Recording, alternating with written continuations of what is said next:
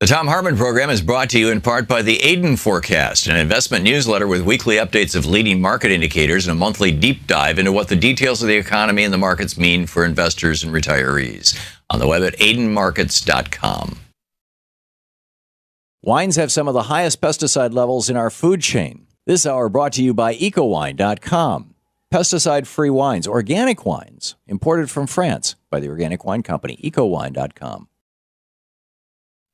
The Thom Hartmann Program is brought to you in part by Super Beets. Super Beets are sourced from non-GMO beets, and they're packed with dietary nitrates, helping to produce nitric oxide for more energy, stamina, and support for healthy blood pressure levels naturally. For more information, call 800-223-8242 or visit freespeechbeets.com.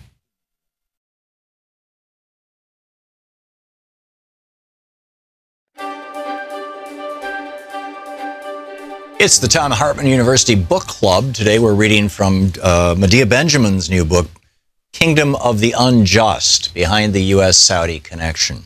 And this is from the introduction.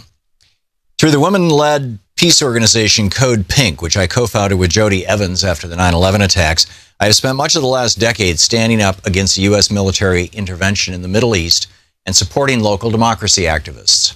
I traveled many times to the region, listening to human rights activists, marching with them in the streets, dodging tear gas and bullets, and getting beaten up and deported by government thugs. I have seen firsthand the deadly effects of U.S. foreign policies. The 2003 U.S. invasion of Iraq destroyed the lives of millions, including many of my dear friends, and unleashed the sectarian hatred that later gave birth to the Islamic State. I recall a conversation with my Iraqi colleague Yanar Mohammed, daughter of a Shiite father and a Sunni mother, and founder of the Organization of Women's Freedom in Iraq.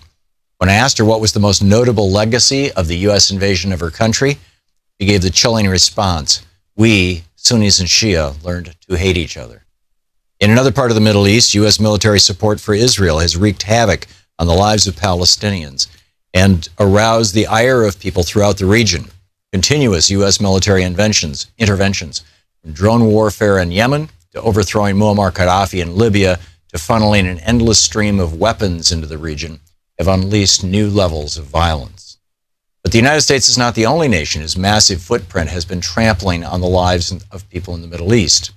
The other nation is Saudi Arabia, an oppressive monarchy that denies human rights to its own people and exports extremism around the world.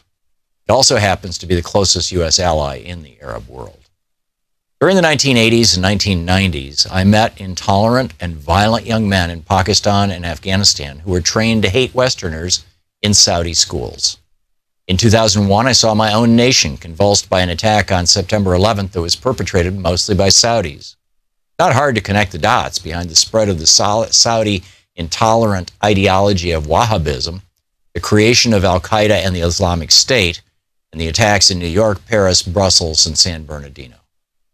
You can also connect the dots between Saudi Arabia and the failure of some of the historic uprisings associated with the Arab Spring, since the Saudi monarchy did not want calls for democracy to threaten its own grip on power. I was in Bahrain after Saudi tanks crushed the inspiring grassroots encampment in Pearl Square, where tens of thousands had gathered day after day to demand democracy. I will never forget the excitement of being in Tahrir Square during the Egyptian Revolution, and watching aghast as a military coup backed by the Saudis put some 40,000 activists behind bars. In Yemen, the Saudis took a direct military role in that nation's internal conflict with a ruthless bombing campaign. When I travel overseas, people often ask me why Saudi Arabia, a country that is so repressive internally and overseas, is such a close ally to the United States. Iranian friends want to know why the U.S. government is so outspoken about human rights violations in Iran, but silent about the worst abuses in the Saudi kingdom. Yemenis want to ask why my government supplies weapons to the very nation, Saudi Arabia, that bombed their schools and hospitals. Saudi women ask why the United States, which professes great democratic values, props up a regime that treats women as second-class citizens. The easy answer is oil, weapon sales, and other business interests. Oil has formed the basis for U.S.-Saudi ties. The kingdom has become the largest purchaser of American weapons in the world, and hundreds of billions of Saudi petrodollars help shore up the U.S. economy. But there's another reason, perhaps more critical than any of the others. The American people have not demanded an end to this dysfunctional, toxic relationship. Why? In part, because the American people know so little about it. Even Americans who consider them parts of a peace movement know virtually nothing about the kingdom. The Saudi press is muzzled, foreign journalists are strictly monitored, and only tourists visiting for religious purposes are allowed into the country. Add to that a Saudi lobby that lines the pockets of U.S. think tanks, such as the Middle East Institute, Ivy League universities, such as Harvard and Yale, and influential institutions from the Clinton Foundation to the Carter Center. This checkbook diplomacy helps put a happy face on the abusive monarchy and silences its critics. So we have a lot to uncover. This book is meant to be a primer, giving readers a basic understanding of how the kingdom holds on to power internally and tries to influence the outside world. It looks at the founding of the Saudi state, the treatment of dissidents, religious minorities, women, and migrant workers, the spread of Wahhabism, the kingdom's relationship with the West, and its role in the region, and what the future might hold. As we delve into the inner workings of this dystopian regime, don't mistake criticism of Saudi Arabia for Islamophobia. This book is not a critique of Islam, but a critique of three intertwining factors that have shaped the Saudi nation: the extremist interpretation of Sunni Islam, known as Wahhabism, the appropriation of the Saudi state by one family, and Western support for this dynasty. Criticizing Saudi Arabia should not be equated with support for Saudi's nemesis, Iran. The Iranian government is guilty of some of the same abuses as the Saudis. The book, Kingdom of the Unjust.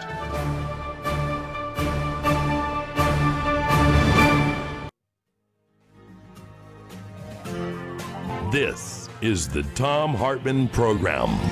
Greetings, my friends, patriots, lovers of democracy, truth, and justice, believers in peace, freedom, and the American way. Thom Hartmann here with you. Well, a letter was sent out this morning by the American Medical Association, the American Hospital Association, the American Academy of Family Physicians. You're not hearing, like Breitbart News or Common Dreams, right or left. You're not hearing, fairly, I was going to say partisan, but they're not even partisan. You're not hearing organizations or news sites with a point of view other than that they are committed to healing people, right? The American Medical Association, well, they're committed to their doctors making a good income too, but because it's kind of a union. The American Hospital Association, they want their hospitals to work. The American Academy of Family Physicians, I really doubt they have much of an axe to grind other than, hey, we'd like families to be able to get health care. The Federation of American Hospitals, Blue Cross Blue Shield Association, it's a nonprofit. The America's Health Insurance Plans. Now that's a lobbying group for the health insurance industry. So I'm not, that's the one that maybe I could discount, but here's what they said. Their letter says, repealing the individual mandate without a workable alternative will reduce enrollment, further destabilize an already fragile individual and small group health insurance market on which more than 10 million Americans rely. So, the Republicans, according to the American Medical Association, the American Hospital Association, the American Academy of Family Physicians, the Federation of American Hospitals, Blue Cross Blue Shield, and America's Health Insurance Plans, the Republicans have a choice. Who are you going to help?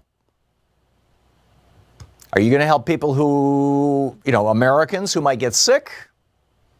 Or are you going to help the billionaires of America who want to be able to pass along all of the money that they made to their children, even though their children didn't do anything to earn it? They just were members of the Lucky Sperm Club. See, I have no problem if Ivanka Trump is taking a paycheck from Trump Enterprises for the work that she's doing. Or even for that matter, just for being a Trump. You take a paycheck, you pay taxes on the money. Right? If Ivanka Trump or Don Jr. or Eric, if they're working for the Trump organization, they'd be paid $1 million a year. They're paying taxes on that money. I got no problem with that. But when Daddy croaks, all of a sudden they're going to get a whole pile of billions and billions of dollars, at least if Daddy's not lying about his net worth, for which they didn't work. They just happened to be members of the Lucky Sperm Club. They were just, they were born children of Donald and Ivana. And that's worth billions? I mean, I get it in the Republican world it is, but that's only a little tiny piece of it. Topher Spiro and Al Franken are tweeting about this. Topher Spiro, he's with the Center for American Progress's Think Progress blog. He says, based on my Twitter mentions, I can report that Republicans have now awakened a sleeping giant. This is now a health care bill. What's he talking about? Well, Al Franken tweets out, red alert, Senate GOP just added provision to their tax plan that would gut the Affordable Care Act and kicked 13 million people off their insurance. Yes, it's the same tax plan that would add $1 trillion to the deficit while giving a majority of the benefits to corporations and the rich. We need you to make your voices heard again, says Al Franken. I would add, the other slick little trick that they're pulling is they're saying, oh, those tax breaks for people, those expire in 10 years. Tax breaks for corporations, they're there forever. And of course, the billionaires who take their money out of the corporations, implicitly. So you think you're getting a middle class tax cut? Well, first of all, only about half of the middle class might get even a tiny tax cut. The other half of the middle class is going to pay more. I mean, the New York Times, two pieces in today's New York Times about this Republican tax scam. The first from the editorial board of the New York Times. This, again, the editorial board of the New York Times, they're not just all liberals. They represent a wide variety of opinions from left to right. But there are some things that, they just have to do with truth, as Shepard Smith is finding. We'll get to that in a little bit. But they basically say, okay, the Republicans passed a budget last month, or maybe it was early this month. I think it was last month, but in the last 3 or 4 weeks, 2, 3, 4 weeks, they passed a budget through both the House, the Senate, and Trump signed it, that provided for increasing the national debt by $1.5 trillion.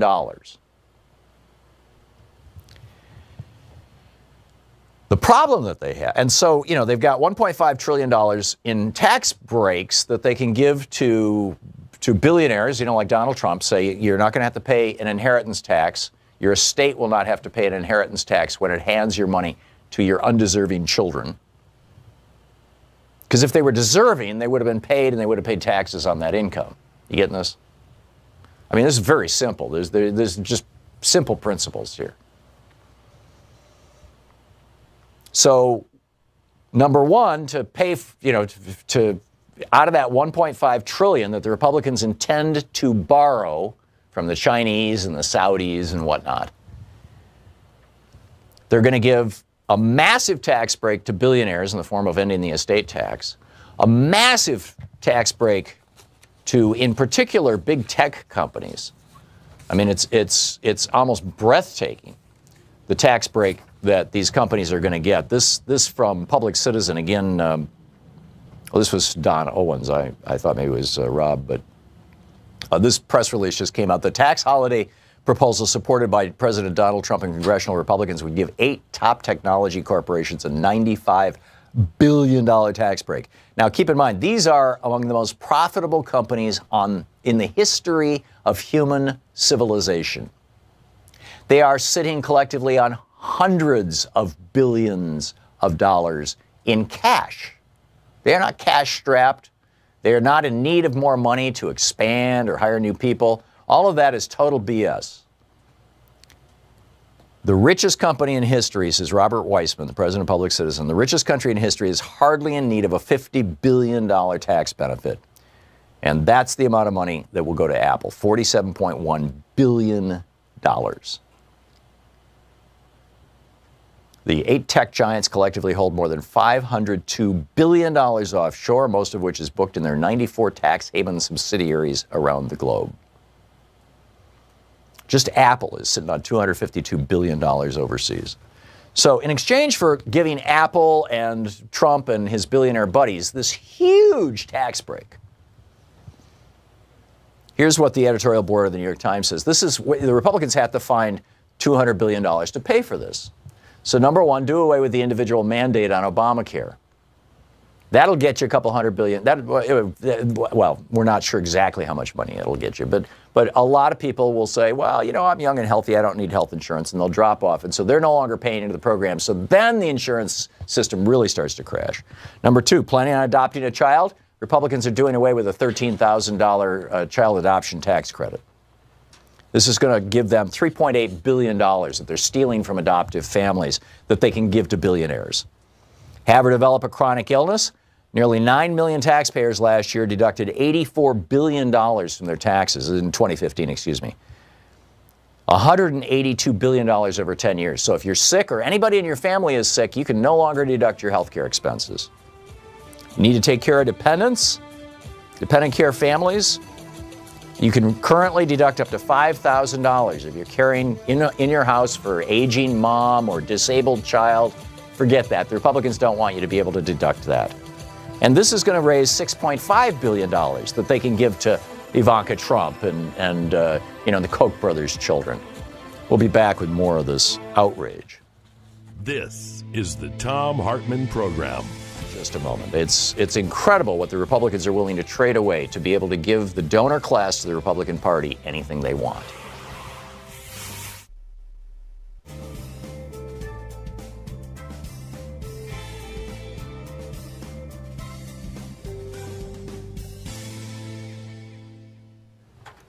And welcome back. Al in Cleveland, Ohio, watching Free Speech TV. Hey, Al, what's on your mind today? Tom, I heard a most distressing thing on Rachel Maddow's show last night, that our Rex Tillerson has signed a no-bid contract with a Russian company to provide security for all of the U.S. embassies located within Russia. I don't think it's a falsehood. I think he actually did this. Oh, yeah. There's no doubt that he actually did this. The question that I watched the report last night. And, okay, great. And the two questions that popped into my mind, and these aren't to challenge, Rachel's reporting or the impact of it or anything like that, because on its face, if everything that she said is true, and these two questions are both answered in the negative, then it's not only an outrage, it's a scandal. But the two questions are, number one, do we require the Russians to use an American security firm for the U.S. embassy here in the for the Russian embassy here in Washington, D.C.? I don't know if that's the case. It may be that it's standard practice for countries to say, you can have security at your embassy, but you have to hire one of our companies to do it because you're on our soil. Although the embassy is technically Russian soil. So number one, are they simply doing what we do? I have no idea. And I'm guessing that the answer is probably no. But if the answer is yes, that completely changes the context. And then the other question is, does Russia have a policy like that? Do they require every country that has an embassy in Russia to hire a Russian security firm? And if so, does that mean security for just like the outside of the building? Or does that mean security inside the building as well? And I didn't hear the answer to any of those questions last night. I would love to hear the answers to them. And that's not to say I doubt this reporting at all. I think it is outrageous. But sometimes context is very, very important. I agree. I will love to hear the end of this. Yeah, me too. So I'm looking forward to that. It's just, we'll see where it goes. I thought that her whole recap of the Cold War and all that, it was interesting and useful, particularly for people who weren't alive back in the 70s, 60s, 70s, 80s, and 90s. But on the other hand, that was the Soviet Union. On the third hand, Putin was a KGB guy in the Soviet Union. Or in East Germany, but the same thing. So, we just need to wait and see. Not necessarily wait and see. I'm not trying to do a thought and prayers thing here. I'm saying, it sounds pretty outrageous, and let's get all the whole story. But generally, when MSNBC, broadly and Rachel specifically, generally speaking, when they report on a story, whether it's a story or any other story, they do a pretty good job of fact checking and researching and detail collecting, and I just would have appreciated that context, but I'm guessing it's outrageous. And then the question becomes, why did Tillerson do that? And to the best of my knowledge, again, I never heard an answer to that question last night. And what I just provided were 3 possible answers why he did it. But maybe he just did it because he hates the United States and he wants Russia to have unlimited access to our secure cables and things. I mean, that's how it was implied. And I'm skeptical of that. I don't think that the Secretary of State hates the United States and wants to turn our security over to another country. But God only knows. And with this administration, absolutely anything is possible. And Rex Tillerson, certainly when he was running ExxonMobil, had no problem not only lying to the American people for decades about the impact of burning fossil fuels, but pay foundations and spokespeople to lie about the consequences of fossil fuels. So he may well be willing to lie about security at the U.S. Embassy. Who knows? Al, thanks for the call. We'll be right back.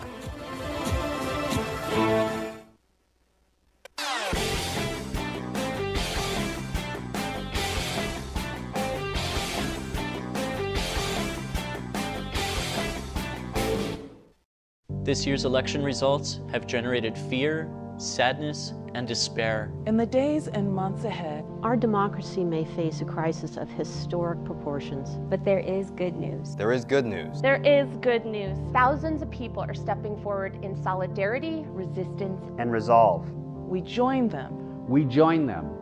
We join them. In standing with the most vulnerable communities among us. Those most likely to be targeted by new restrictions and policies. We will tell their stories here. Here on Free Speech TV. We will lift their voices here on Free Speech TV. In the difficult times ahead, know that we will be with you 24 hours a day. Every day. You are not alone. You are not alone. You are not alone. There are millions of us. Raising our voices and hearts together as one. We've got your back. We got your back. Free Speech TV's got your back. The revolution is in progress.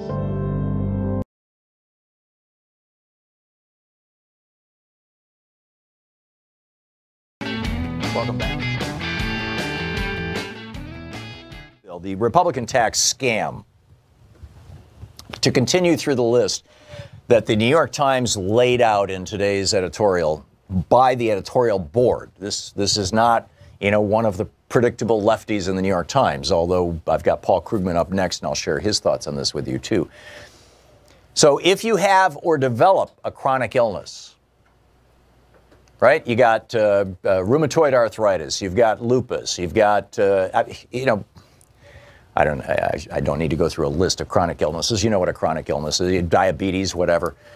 As of right now, your medical expenses, if they exceed 10% of your income, you can deduct everything above that 10%. So if you're making $60,000 a year, your household is, then you can deduct $6,000, your first $6,000 of medical expenses you have to pay for.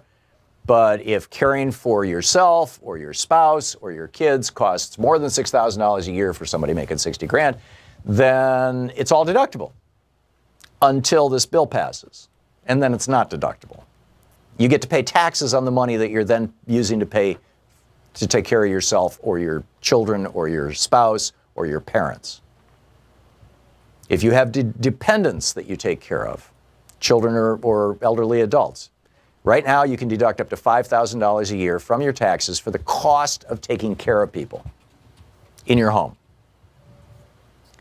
This is $6.5 billion a year, which is, it's a pimple on the butt of the giant federal budget, right? It's nothing.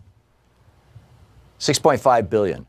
But the Republicans want to take that $6.5 billion away from you if you're caring for sick people in your home so that they can give that $6.5 billion to the Koch brothers, the Adelsons, and on, right? The right-wing billionaire class who are demanding their tax cuts in exchange for funding the Republican Party all these years. What if you want to move to get a better job? I just did this last month.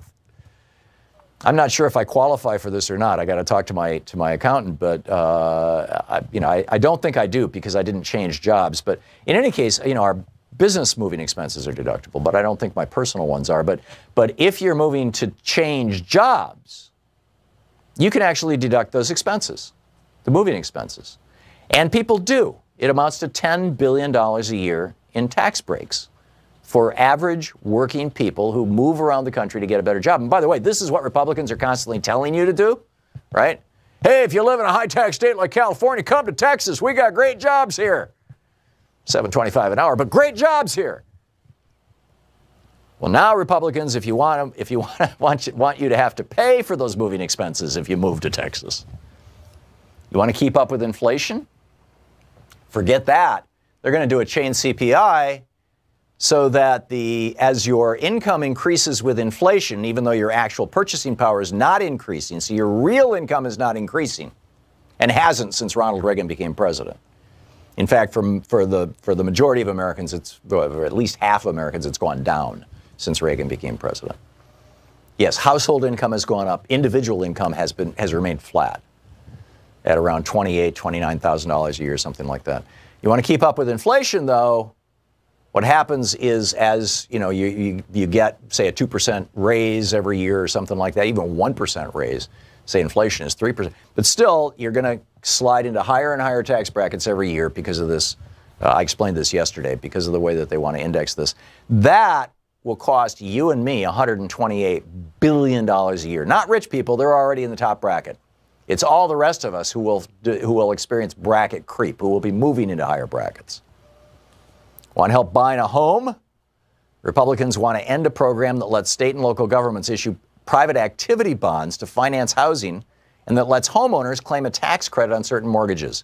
This will cost all of us $38 billion. $38 billion that we won't be able to deduct, and therefore $38 billion that the Republicans in the House and Senate and Donald Trump can give to Donald Trump and David Koch and Shelley Adelson and Robert Mercer and all the other right-wing billionaires.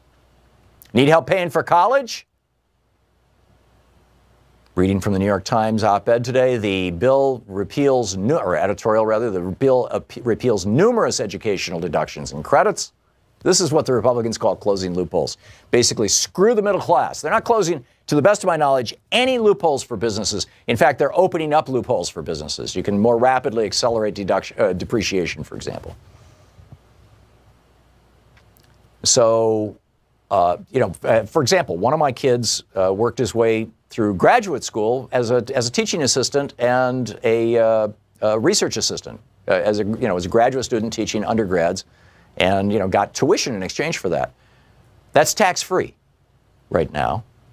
Under the Republican bill, if your kid is working his way through, or if you're working your way through college, plan on having, even though there's no money involved, plan on having the value of that tuition that you're being given in exchange for working at the college to be considered taxable. You get a 1099, you have to pay taxes on it. That's $65 billion a year that the Republicans want to take away from people like my son.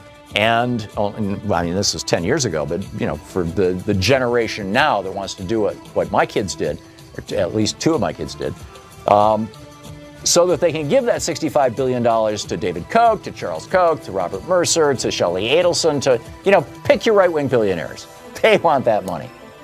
Want to buy an electric car? Forget it. No more $7,500 tax credit. You're listening to the Thom Hartmann Program. Call 202-808-9925. And they're going to take $21 billion from families who are raising American citizen children, but they themselves are not U.S. citizens.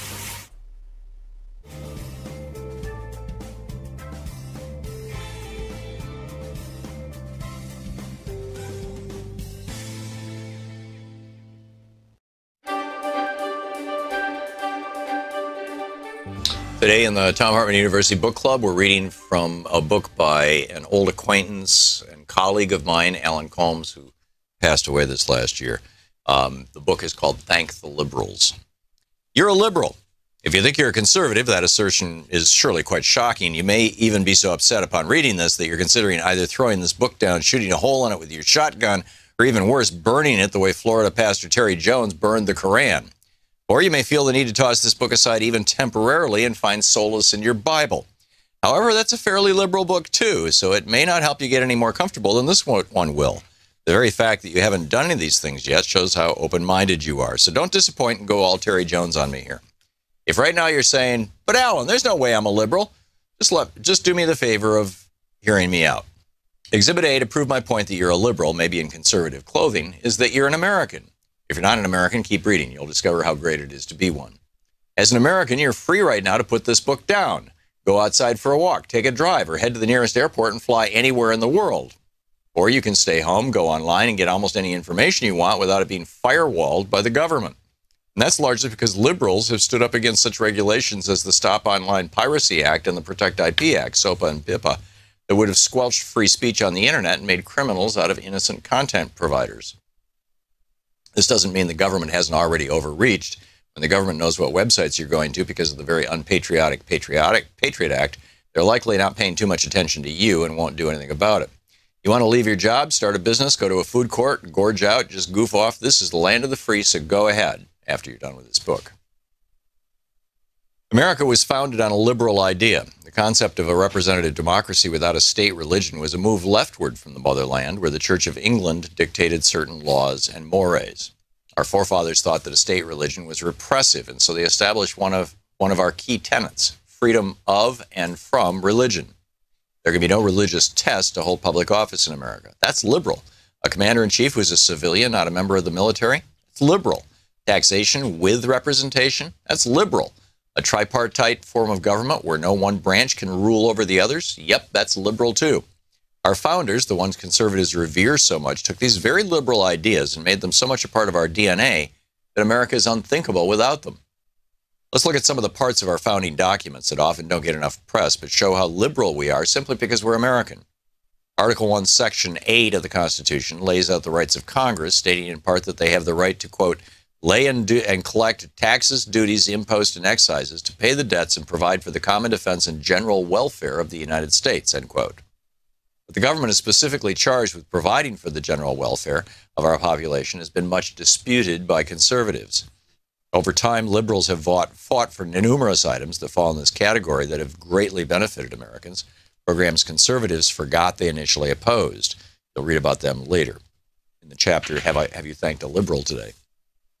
Article 1, Section 8 also guarantees your right to your personal intellectual property by saying that Congress has the right to promote the progress of science and useful arts by securing for limited time to authors and inventors the exclusive right to their respective writings and discoveries. If you invent something or write something, it's not the property of the government. This is why entrepreneurs and scientists flock to America. They know that here they are free to create, and they will get the credit they deserve for their work. Our founding documents established a court system, giving us a way to seek redress from grievances. The Constitution establishes the creation of various courts available for different purposes depending on the issue at hand. Congress has the authority to create bankruptcy courts and tax courts to handle specific issues. Article 3 says the judicial power of the United States shall be vested in one Supreme Court and in such inferior courts as Congress may from time to time ordain and establish, giving us a federal court system and an appeals process. Article 1, Section 9 gives us the right to seek relief from unlawful imprisonment. A prisoner or someone on his or her behalf can petition for a writ of habeas corpus, an order from the government that it has the right to detain the person in question. This protects us from being held arbitrarily by the state without evidence and without just cause. Our entire judicial system, outlined in the Bill of Rights, the first 10 amendments of our Constitution, is built on a liberal idea. The focus is on protecting the individual, especially the minority, from the tyranny of the majority. For example, the presumption of innocence, which is implied by the right to remain silent and the right to a jury, places the burden of proof on the prosecutor. The Fifth Amendment calls for grand juries to protect us from being prosecuted when there isn't enough evidence to bring a case against us. This amendment also guarantees that we can't be tried for the same crime twice, and that we are protected from having to testify against ourselves. This was originally written to guard against torture and forced confessions. Most important, we can't be deprived of life, liberty, or property without due process of law. If charged with a crime, there is a process in place to guarantee us a fair trial. This includes being given adequate notice to prepare a defense against those charges. The Fifth Amendment also contains the promise that the government can't take our property away without just compensation. We probably take all this for granted, but that's probably because we've never lived in a country where a terrifying knock on the door at 3 a.m. could mean a phony trial in a kangaroo court or a demand that we leave our homes because someone from the government needs or wants them. The Sixth Amendment continues the discussion of our judicial system through the promise that anyone accused of committing a crime has a right to a speedy and public trial by an impartial jury of peers in the jurisdiction where the alleged crime was committed. You have the right to be told the charges against you, to confront your accuser in court, to have witnesses on your behalf, and to have counsel represent you. Thank the Liberals by Alan Paul.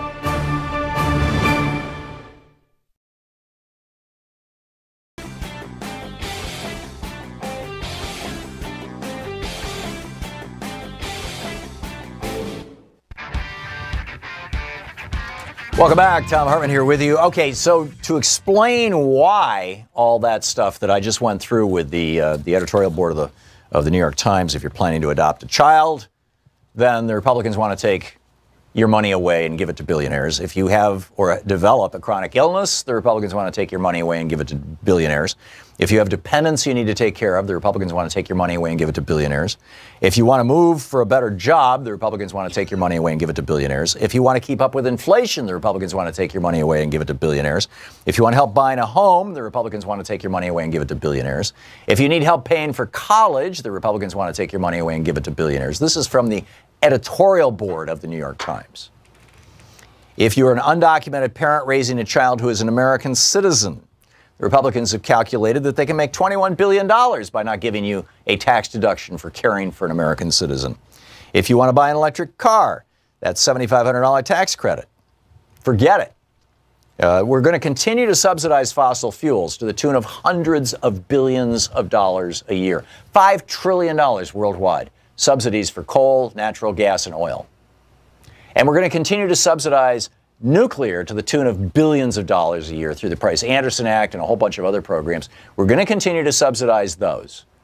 In fact, the Trump administration set somebody to bond yesterday, I believe it was, to pitch clean coal. Right? They got heckled and thrown out. This is the climate change conference. And we're saying, oh, the solution to climate change is clean coal and nuclear. It's crazy. And if you want to invest in a wind project, forget it. The Republicans can find $12 billion there to give to their big donor base. But it gets even worse than that. The Republican tax reform, this from Vox.com, the Republican tax reform by Tara Gulshan. The Republican tax reform bill could trigger something President Donald Trump promised would never happen, an automatic $25 billion cut to Medicare. And here's where it's even more bizarre. This automatic cut, the CBO has to do this, right? So if they pass this thing via sequestration and it turns out to cost more than $1.5 trillion, then automatic cuts kick in. The problem is the law limits the cuts to Medicare to $25 billion a year because they really need to cut a hell of a lot more than $25 billion in order to give all that money to billionaires and their children. So it'll be a $25 billion cut year after year after year. Automatic. Medicaid, Social Security, food stamps, every social safety net, all these other social safety net programs are exempt from sequestration, but Medicare, student loans, and mandatory spending on the Affordable Care Act would all be on the chopping block. From Vox.com. This is incredible. And then, of course, Paul Krugman, as I mentioned in today's New York Times, he's talking about a new report from the Joint Committee on Taxation. This is the Congress's own scorekeeper, quote, which found that millions of middle-class families would see higher taxes under the Senate Republican bill. Both the Senate proposal and the similar proposal from the House offer huge tax cuts to corporations and the wealthy, then try to limit the impacts of these tax cuts on the budget deficit by clawing back tax credits and exemptions that mainly benefit the middle class. So therefore, of course, many in the middle class would see their taxes go up. And then he goes through this. He says, hey, this is the exact same thing Bush did. It's the exact same thing Reagan did. Lie to us. You know, tinkle down on us and tell us it's raining. Oh, yeah, that rain, it's kind of yellow, isn't it? Well, yeah. Okay, the goal seems to be, Paul Krugman writes, the goal seems to be to favor the wealthy, especially inherited wealth, over work, and to make it much harder for the children of the middle and working classes to work their way up. He said the House bill doesn't just raise taxes on many middle-class families, it selectively raises taxes on families with children. In fact, half of families with children will see a tax hike once this Republican bill becomes law. Meanwhile, funding for the Children's Health Insurance Program, Paul Krugman writes, which covers more than 8 million children, expired a month and a half ago, and so far, Republicans have made no serious effort to restore it. This is surely the shape of things to come. And what he's talking about here is when this tax bill passes and explodes, if this tax bill passes and explodes the deficit and hacks away at Medicare, Medicaid, and Obamacare, and passes $1.5 trillion to Donald Trump Jr. and Ivanka Trump and Eric Trump and all their Walton cohorts and Paris Hilton and et cetera, that that everything is going to be just fine, right? So this isn't just ordinary class warfare, Paul Krugman writes. It's class warfare aimed at perpetuating inequality into the next generation. Very, very well said, Paul Krugman. So, Tommy in Patterson, Louisiana. Hey, Tommy, what's on your mind today? Hey, Tom, thanks for taking my call. Yeah, I wanted to, you was talking about health care earlier. Wanted to say something about, I believe in that single-payer program. I think they ought to expand Medicare for everybody. Yep, agreed.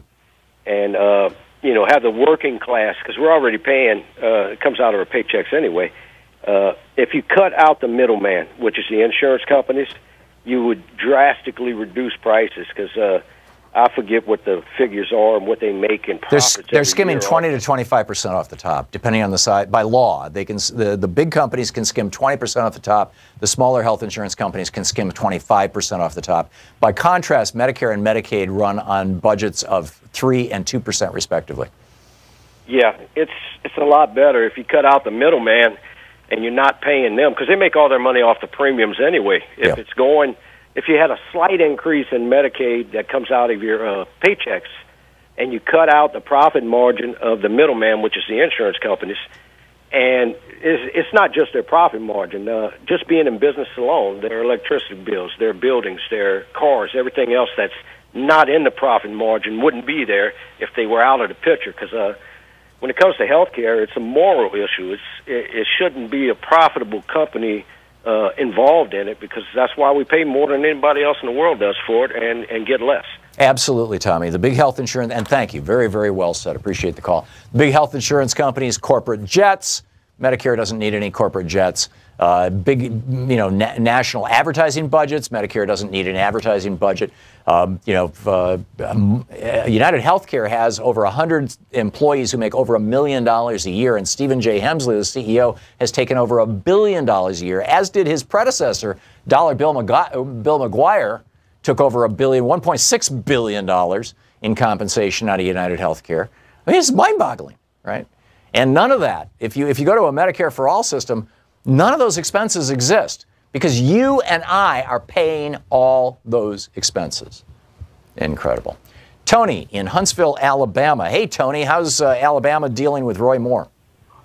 Oh, my God. Let me tell you what happened this morning. I got a homeless buddy. He used to work for Marshall Space Flight Center here. Mm-hmm. He groped I don't know how he got into it with this little girl. She was 16. Anyway, he was hugging her and feeling her, and her mom pulled up. Okay, so, of course, he gets arrested, and now he's a registered sex offender, but he's been divorced, and now he's homeless. So he calls me last night. He says, hey, man, I need to go down and re-register. Would you give me a ride? I pick him up. We go down to the police department, because you got to register in the city and the county. We go down to the police department. They're talking about Roy Moore when we get there. The cops? So, the cops. Yeah. What are they saying? Roy Moore is a good man, and the dadgum Democrats and Hillary Clinton and all. So we walk in, and we tell him, I say, he's getting ready to register. I'm bringing him down. So he's filling out the paperwork. Right. And they're talking about their love for Roy Moore, and he chimes in and says, well, as one registered sex offender to another, I'd like to see Roy Moore get his butt down here and register. Oh, my God, the cops lost it. Really? They got in his face, came around the counter. You don't know what you're talking about. Roy Moore is a good man. This is the Democrats, and you're garbage. You're a piece of...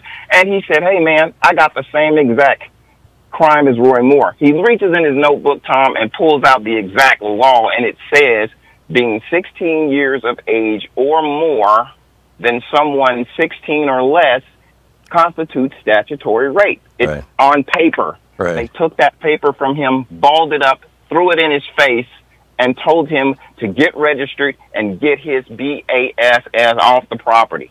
Wow. That's amazing. That's how the cops feel about Roy Moore, and all the talk they had for Doug Jones. is ridiculous. These people down here are crazy. If Doug Jones doesn't beat Roy Moore outright, they're gonna. And here's the thing, Tom. Here's my opinion. I'd love to hear yours on this. I think it's the Republicans. I think they all have a problem with Roy Moore. Even in the state of Alabama, the Republicans have a problem with Roy Moore. He's uncontrollable, and they don't like it. But the other problem they've got is that Doug Jones committed what, for many white people in Alabama, is probably an unpardonable sin. He prosecuted 3 Klan members for murdering 4 young girls, black girls. That's what they were talking about. That.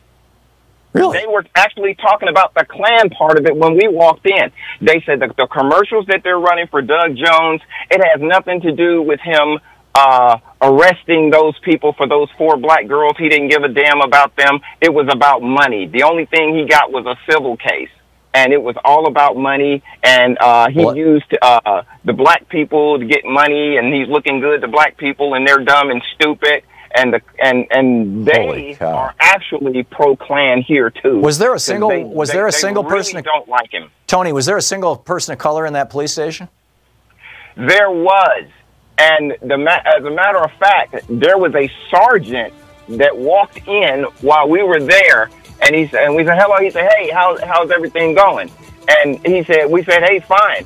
And the chatter stopped automatically. It just stopped. Really? When so as soon as the black cop walks in, all the white cops stop talking about how they love Roy Moore? That's because he outranks them. That's amazing. Tony, thank you for the call. That's a fascinating story. You're listening to Thom Hartmann. Visit thomhartmann.com for audio and video archives. Back with more of your calls in just a moment.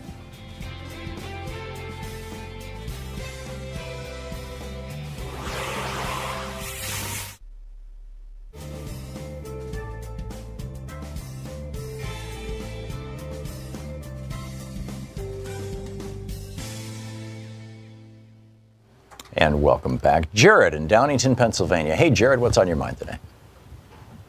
Hello, Tom.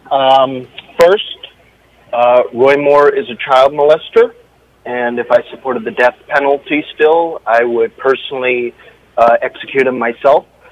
Secondly, I called Ryan Costello about this tax bill, which they're supposed to... Who's Ryan Costello? Tomorrow. Is he your member of Congress? Yes, he is. Okay. And he's one of these quote-unquote moderate Republicans, those kind of Republicans that exist in the Philadelphia suburbs area. Mm. And, sometimes he'll vote the right way sometimes, like this year. Like, he voted against that health care bill in the House, and he voted against, repealing transgender sex reassignment in the military. But I don't know if I trust him on this one, because this tax bill, when I asked where does he stand on this tax bill, and the lady who I was on the call with said, "Oh well, he hasn't taken a position yet on it." Right. So I don't know what exactly that means, and I told her very specifically up front, this bill's awful. It removes the state deductions.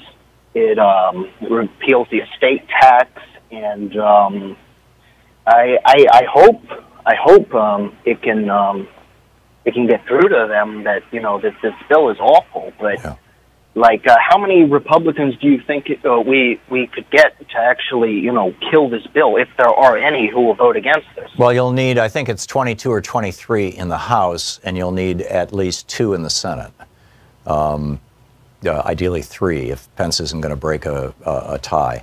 And, we'll see. Here's the problem, Jared. A radical Republican is typically a Republican who is, A, in the pocket of the billionaire class and the very wealthy and the corporations, and in the pocket of some particular, typically a right-wing group or the Klan or, whatever, right?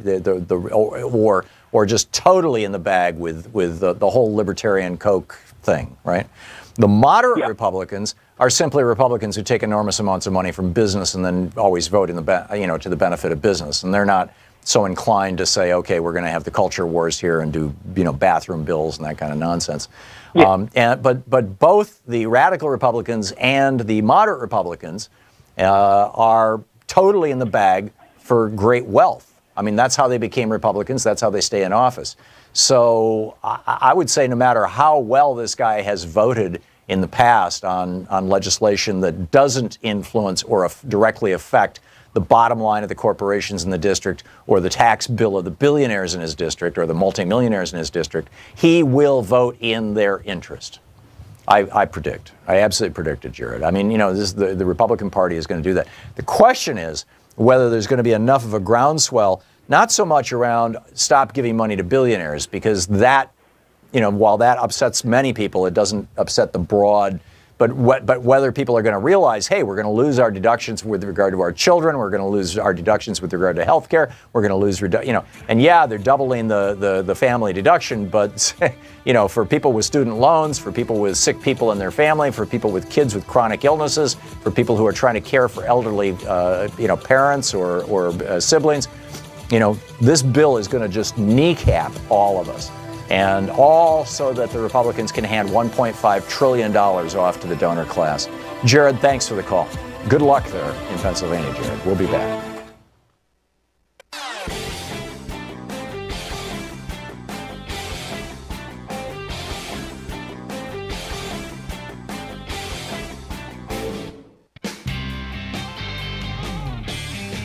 Welcome back. Gary in Kingmont, West Virginia. Hey, Gary, what's on your mind today? Good morning. It's reality calling, if I may. Sure. Hey, Gary. Greed has no heart. What's up? I got to do it.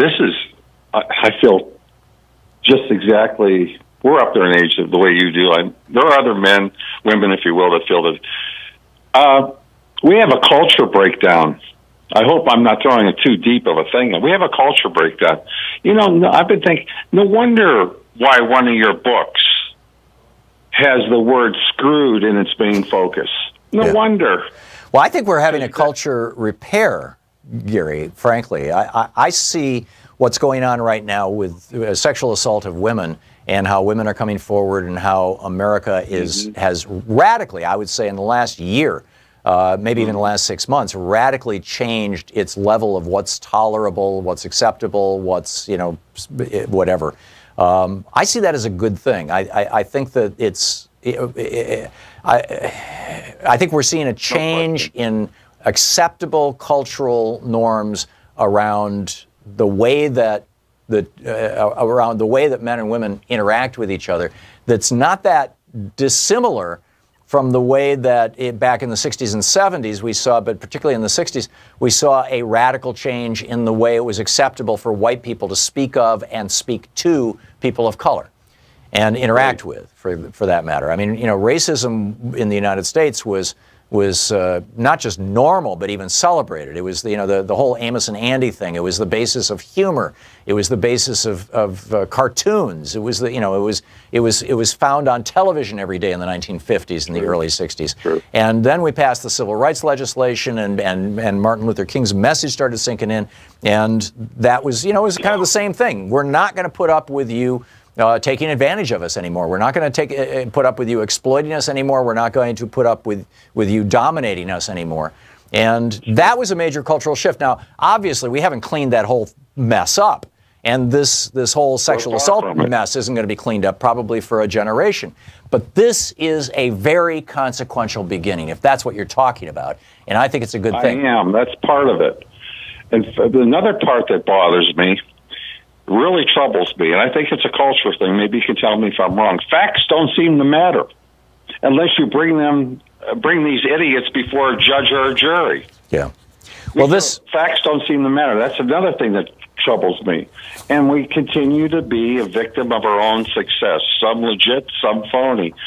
I think a lot of the time, and I'm not making any judgments, Tom, but a lot of times we need to look inward and look at ourselves. So I would suggest we have a cancer of greed, no question. So the quicker we move for improvement here, and we need improvement quickly, like yesterday, we need to elect an F. Franklin Delano Roosevelt style Democrat who has charisma and integrity. Yep. Period. Yep. We get it, and we better. There got to be some out there. Yeah, and there are a lot of them, and you know, and I think that we can do that. Gary, I got to run, but thank you for the call. Very well said. And one of the things Gary just said was facts don't matter. And over the Daily Mail, there's this is actually, it was published by the Associated Press and Ariel Zilber for the DailyMail.com, that Shepard Smith over on Fox News did a 6-minute segment, apparently yesterday. No, yeah, it was on Tuesday, completely debunking the whole Hillary Clinton uranium thing, completely debunking it, right? Laid out the actual truth. Shep Smith. Guess what happened? Twitter went nuts. Twitter went friggin' nuts. Lance Buffman tweets, Shep Smith needs to be fired for his biased reporting. R.W. Hairston tweets, if you are, I feel like you are actually CNN, fake news when Shep Smith is on. SD says, these are tweets. Nice of Shep Smith, a.k.a. the, you know, word that you can't say on the air, to present, you know, that represents excrement. To present his views in support of Hillary, it's time for Fox News to dump this you know, blank. Soltio, S-O-L-T-I-O, says, I normally don't tune into Shep's Hour on Fox, can't stand his bias, but today while surfing channels, he caught my interest. In 3 minutes, he argued Hillary's defense, how she had nothing to do with Uranium One, and how Trump lied about it. Shep Smith has to go. Right? He's on Fox telling the truth. Fox News viewers are loyal, but there's one. This is from Ruthie Red Sox. Fox News viewers are loyal, but there's 1 hour every weekday they can tune into that they can't tune in to watch. Retweet if you agree. And, you know, it's a picture of Shep Smith, of course. How dare he tell the truth? We can't. Shep Smith needs to be fired for biased reporting. We're Fox News viewers. We don't want the truth. Robert in Mission Viejo, California. Hey, Robert, what's on your mind today? Yeah, hey, I'm telling you, the callers today have been really amazing, so I'm just going to do the best I can here. You know, I think that the Republicans and the conservatives are real smart about the way they use language, because they call raising taxes on rich class warfare. And warfare, I'm a veteran, I know a little about warfare. If there aren't body bags, it's not warfare. But class warfare has been waged in this country against poor in this budget. And there are body bags, by the way, Robert. Yes, absolutely. 40,000 people a year dying because they don't have health insurance. Yeah, exactly. But it's never been waged against the rich. No. You know, not once. But, you know, you look at this, these tax cuts and things, and you say the inheritance tax, for example. Imagine that you and I are playing Monopoly, and you win.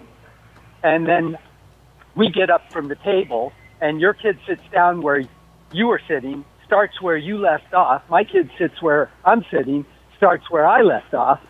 I don't think that kid's got much of a chance. Exactly, and that's a metaphor that you can totally generalize to the entire, to the entire economic system in the United States. Exactly. The probabilities of average middle class children doing better than their parents are way down from before Reagan came in. I mean, I believe it's below 50% now, and whereas when Reagan came into office, it was a really high number. I'm sorry, I don't frankly remember it, but I think it was around 80%, something like that. Yeah, So, exactly. yeah. And I would say that if I was able to raise a kid and I was able to leave $5 million for that child, right, and give that kid all the advantages of having been raised in a situation where their father left them $5 million, and that kid somehow screwed up after I died. And Robert, we're out of time. I'm sorry, but your $5 million would not be taxable. There's no estate tax on the first $5 million. Thank you, Robert.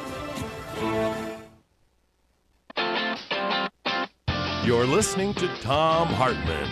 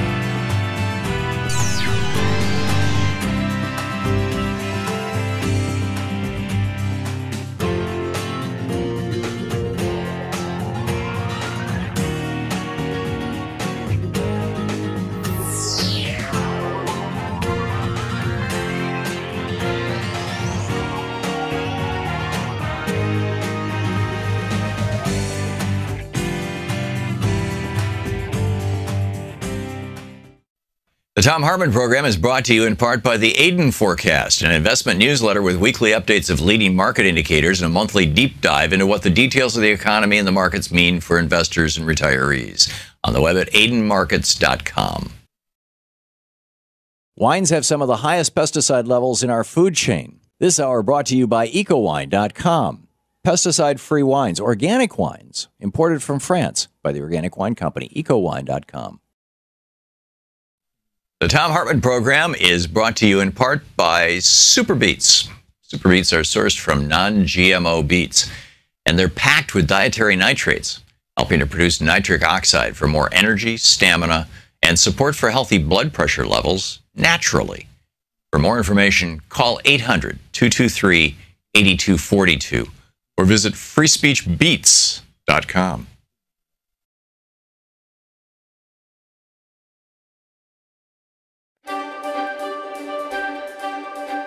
It's the Thom Hartmann University Book Club. Today we're reading from Naomi Klein's brilliant new book, This Changes Everything. This from the introduction. A voice came over the intercom. Would the passengers of Flight 3935, scheduled to depart Washington, D.C. for Charleston, South Carolina, kindly collect their carry-on luggage and get off the plane? They went down the stairs and gathered on the hot tarmac. Then they saw something unusual. The wheels of the U.S. Airways jet had sunk into the black pavement as if it was wet cement. The wheels were lodged so deep, in fact, that the truck that came to tow the plane away couldn't pry out loose. The airline had hoped that without the added weight of the plane's 35 passengers, the aircraft would be light enough to pull. It wasn't. Someone posted a picture. Why is my flight canceled? Because D.C. is so damn hot that our planes sank 4 inches into the pavement. Eventually, a larger, more powerful vehicle was brought in to tow the plane, and this time it worked. The plane finally took off 3 hours behind schedule. The spokesperson for the airline blamed the incident on very unusual temperatures. The temperatures in the summer of 2012 were indeed unusually hot, as they were the year before and the year before, and it's no mystery why this has been happening. The profligate burning of fossil fuels, the very thing that U.S. Airways was bound and determined to do, despite the inconvenience presented by a melting tarmac. This irony, the fact that the burning of fossil fuels is so radically changing our climate that it's getting in the way of our capacity to burn fossil fuels, did not stop the passengers of Flight 3935 from re-embarking and continuing their journeys. Nor was climate change mentioned in any of the major news coverage of the incident. I'm in no position to judge these passengers. All of us who live high consumer lifestyles, wherever we may happen to reside, are metaphorically passengers on Flight 3935. Faced with a crisis that threatens our survival as a species, our entire culture is continuing to do the very thing that caused the crisis, only with an extra dose of elbow grease behind it. Like the airline bringing in a truck with a more powerful engine to tow that plane, the global economy is upping the ante from conventional sources of fossil fuels to even dirtier and more dangerous versions. Bitumen from the Alberta tar sands, oil from deepwater drilling, gas from hydraulic fracking, coal from detonated mountains, and so on. Meanwhile, each supercharged natural disaster produces new irony-laden snapshots of a climate increasingly inhospitable to the very industries most responsible for its warming, like the 2013 historic floods in Calgary that forced the head offices of the oil companies mining the Alberta tar sands to go dark and send their employees home, while a train carrying flammable petroleum products teetered on the edge of a disintegrating rail bridge. Or the drought that hit the Mississippi River 1 year earlier, pushing water levels so low that barges loaded with coal and oil were unable to move for days while they waited for the Army Corps of Engineers to dredge a channel. They had to appropriate funds allocated to rebuild from the previous year's historic flooding along the same waterway. Or the coal-fired power plants in other parts of the country that were temporarily shut down because the waterways that they draw into cooler machinery were either too hot or too dry, or in some cases both. Living with this kind of cognitive dissonance is simply part of being alive in this jarring moment of history, when a crisis that we have been studiously ignoring is hitting us in the face. And yet we're doubling down on the stuff that caused the crisis in the first place. I denied climate change for longer than I care to admit. I knew it was happening, sure, and not like Donald Trump and the Tea Party years going on about how the continued existence of winter proves it's all a hoax. But I stayed pretty hazy on the details and only skimmed most of the news stories, especially the really scary ones. I told myself the science was too complicated and that the environmentalists, they're dealing with it. And I continue to behave as if there was nothing wrong with the shiny card in my wallet attesting to my elite frequent flyer status. A great many of us engage in this kind of climate change denial. We look for a split second and then we look away. Or we look but then turn it into a joke. More signs of the apocalypse, which is another way of looking away. Or we look but tell ourselves comforting stories about how humans are clever and will come up with a technological miracle that will safely suck the carbon out of the skies or magically turn down the heat of the sun, which I was to discover while researching this book is yet another way of looking away. Or we try to look, we look but try to be hyper-rational about it. Dollar for dollar, it's more efficient to focus on economic development than climate change, since wealth is the best protection from climate extremes, weather extremes. As if having a few more dollars will make much difference when your city is underwater, which is a way of looking away if you happen to be a policy wonk. Or we look but tell ourselves we're too busy to care about something so distant and abstract, even though we saw the water in the subways in New York City and the people on the rooftops in New Orleans and know that no one is safe, the most vulnerable least of all. And though perfectly understandable, this too is a way of looking away. Or we look but tell ourselves that all we can do is focus on ourselves, meditate and shop at farmers markets and stop driving, but forget trying to actually change the systems that are making the crisis inevitable, because that's too much bad energy and it'll never work. And at first it may appear as if we are looking, because many of these lifestyle changes are indeed part of the solution, but we still have one eye tightly shut. Or maybe we look, really look, but then inevitably we seem to forget. Remember and then forget again. Climate change is like that. It's hard to keep in your head for very long. We engage in this odd form of on again, off again ecological amnesia for perfectly rational reasons. We deny it because we fear that letting in the full reality of this crisis will change everything. And we are right. And the book is This Changes Everything by Naomi Klein.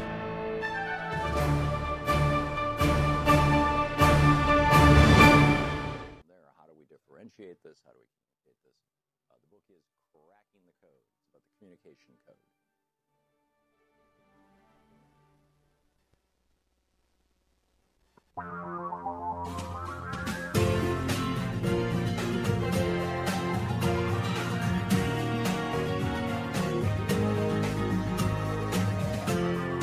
This is the Thom Hartmann Program. Welcome back. Thom Hartmann here with you. By the way, it's today is Wednesday, and typically on Wednesday, although we've been trying to move him to Friday, we'll see how that works out. But typically on Wednesday, Congressman Mark Pocan is here taking your calls for an hour. Congressman Pocan is not here today because last week, I think it was Friday or Saturday, but a few days ago, he had open heart surgery. He had a couple of occluded arteries feeding his heart. The good news is that they caught it in advance. Hey, you got, you're going to be in trouble here if we don't do this. They fixed it. He's recovering really well. He's strong. His heart is strong. There was no damage. He didn't have, it wasn't a crisis. It was a good thing. So 3 bad arteries, all improved. And in fact, I just got an email from him. And he said, yeah, I said, would you like me to tell people? And he said, yeah, good to know, good so they know why I'm not there. And, thanks for asking. And fine to mention. So this is probably one of those moments when saying thoughts and prayers actually is appropriate. Send your thoughts and prayers to Mark Pocan, Congressman Mark Pocan, the guy who has, a regular on our program, just FYI. Okay, in Alabama, Roy Moore, there are still some polls showing Roy Moore ahead of Doug Jones, which is, pretty mind-boggling when you think about it. Just consider this. This is from the Washington Post. Denise McNair, 11. Carol Robertson, 14.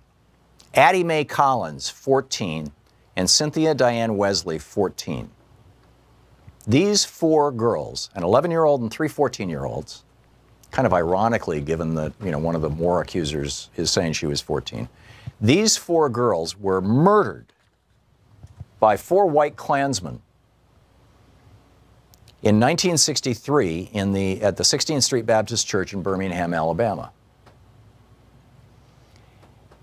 Doug Jones was a second-year law student when Bill Baxley, William Joseph Baxley II, who was the U.S. Attorney for Alabama, prosecuted one of those Klan members, a guy by the name of Robert Chambliss, also known as Dynamite Bob Chambliss. And it took a decade and a half to prosecute them. It was in 1977 when this prosecution happened. And at that time, as I said, Doug Jones was a second-year law student, and he skipped class every day to sit in on the trial, to watch William Joseph Baxley II prosecute this one guy. And to watch Baxley get death threats from other Klan members in Alabama. The KKK Grand Dragon, Edward R. Fields, sent an extraordinarily ugly letter to the U.S. Attorney, Mr. Baxley, basically telling him that, stop this prosecution, and if you don't, you're going to be in deep trouble.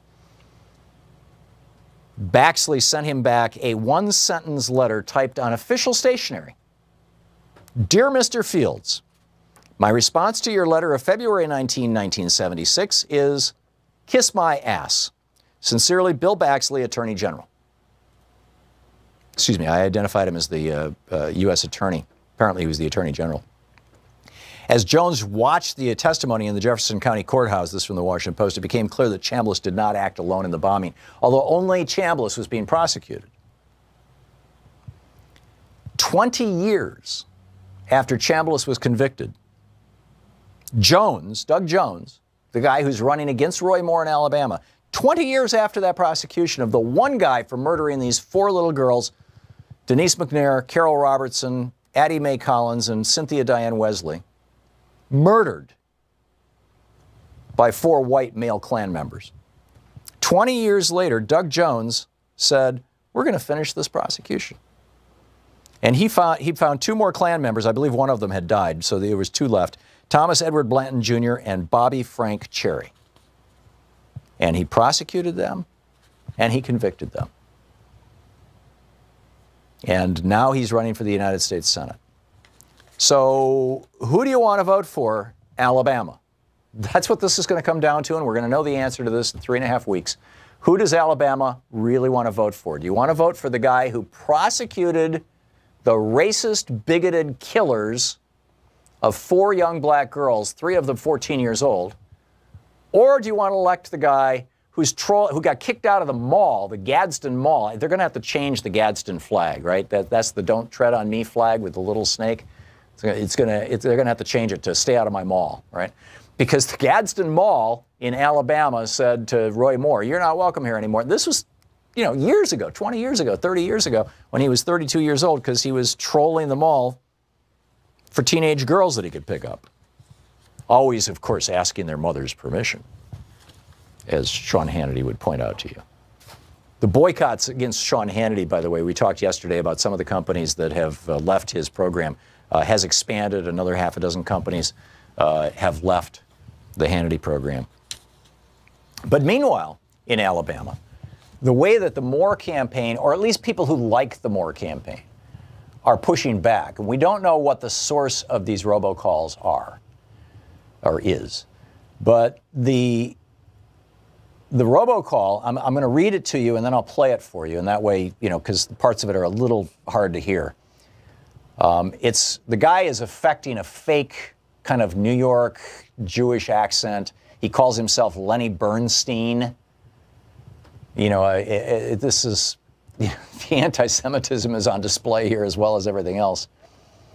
He says the phone call, now all over Alabama, presumably, one guy caught this on his answering machine, but everybody else answers the phone. He says, "Hi, this is Lenny Bernstein. I'm a reporter for the Washington Post, calling to find out if anyone at this address is a female between the ages of 54 to 57 years old and willing to make damaging remarks about candidate Roy Moore for a reward of between $5,000 and $7,000. We will not be fully investigating these claims. However, we will make a written report. I can be reached by email at lbernstein@washingtonpost.com. Thank you." That's the message.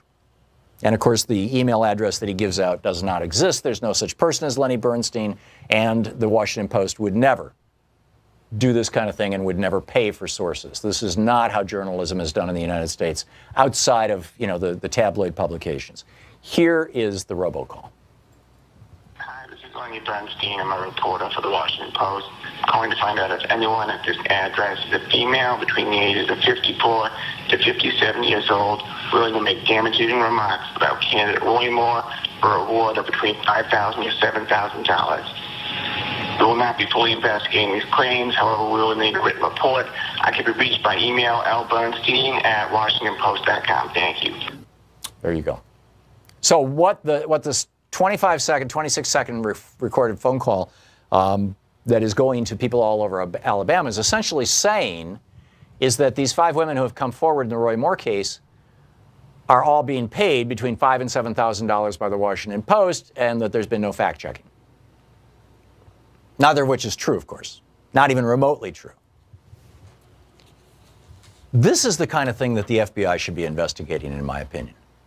You're worried about people hacking our elections, people messing with our elections. You're worried about fake news. This should be at the top of the pile. I mean, this is just incredible.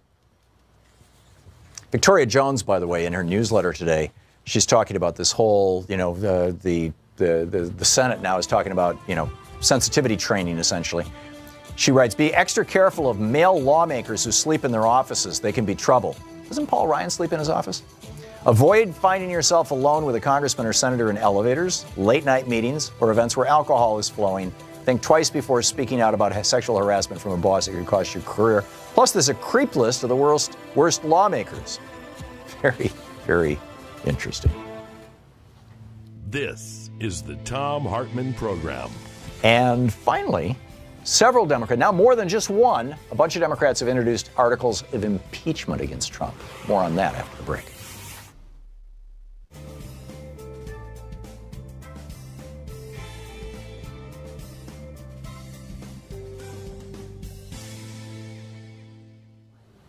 And welcome back. Jane in Joshua Tree, California, watching us on Free Speech TV. Hey, Jane, what's on your mind today? Hey, Tom. Comment and a question.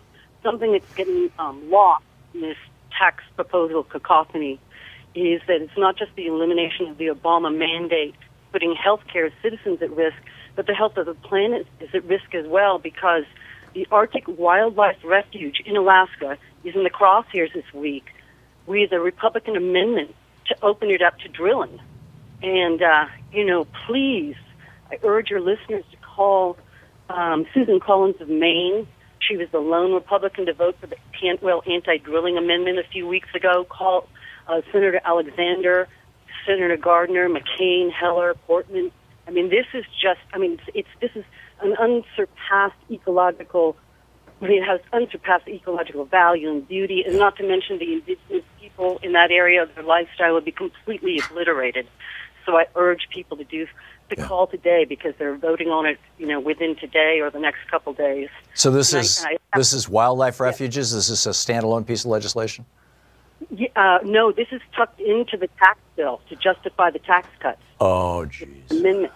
Yeah. Oh, geez. And I haven't read anything about it anywhere. Well, Arctic Wildlife. Yeah. Do you know that it actually has been approved, or is this simply something proposed, and is it in the House or the Senate? Because they're different bills. Good question. I wish I could tell you the answer to that. Yeah. I just know that this came to me from my brother, who started the Sonoma Wildlife Refuge up in Sonoma, and he's been working on this for 30 years. Right. He's been fighting this for 30 years, and it came from this email I got came from him. And these were the senators. They were indicating that we should really try to target. Right. But Does this have anything to do with Ryan Zinke's trying to shrink the size of our national monuments so that he can take some of that federal land and sell it off to, extraction industries? I wouldn't be at all surprised, Tom. I wouldn't be at all surprised. Yeah. So I just wanted to put out that alert. I'm writing many comments as many places and calling as many people, but it's just threatening. I mean, so much for global warming. If that gets opened up to drilling, and we're toast. Yeah. But one last question, Tom. In all this tax proposals, they keep saying the corporate taxes are permanent. So if we were to take back the Congress, are they really permanent? No. Is this forever? No. I haven't heard that addressed. No, Congresses cannot bind other Congresses. So a present Congress can't bind future Congresses, other than through the mechanism of setting rules for the House or Senate. And even then they can't really bind them because Congress can always change their own rules at the beginning of every every 2 years, every congressional cycle. And future Congresses can't bind past Congresses. So, what the Republicans are proposing is that the personal tax cuts for the middle class will go away in 10 years. And the reason they're proposing that is because the Byrd rule says that if you want to pass a piece of legislation with only 50 votes via reconciliation in the Senate, if you're going to pass that piece of legislation, it cannot increase the budget deficit after 10 years. And so what they're saying is, okay, we're going to blow up the budget deficit to the tune of $1.5 trillion over the next 10 years. But after that, we're going to start raising taxes back on people so there won't be a budget deficit. And the people, of course, they're going to raise the taxes on are, middle-income people, so not corporations. So they're saying, the corporations are the ones who largely own the Republican Party, although there's a few billionaires there that made their money through their corporations. So that's what's going on. Jane, thanks for the heads up. I'll check that out. We'll be right back.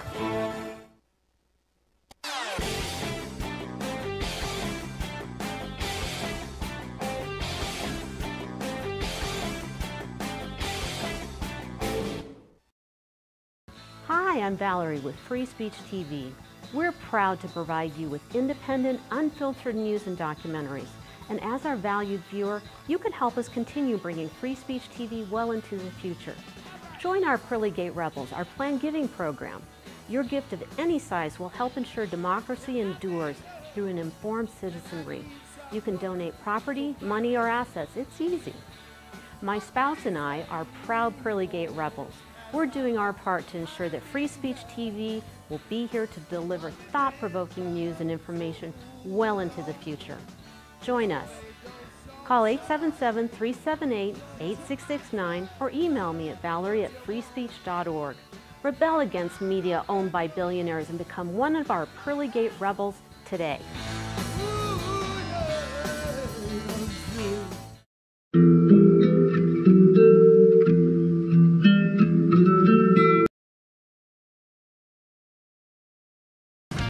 Welcome back. Thom Hartmann here with you. So, articles of impeachment I mentioned. 6, this from The Hill, an article by Mike Lillis and John Bowden.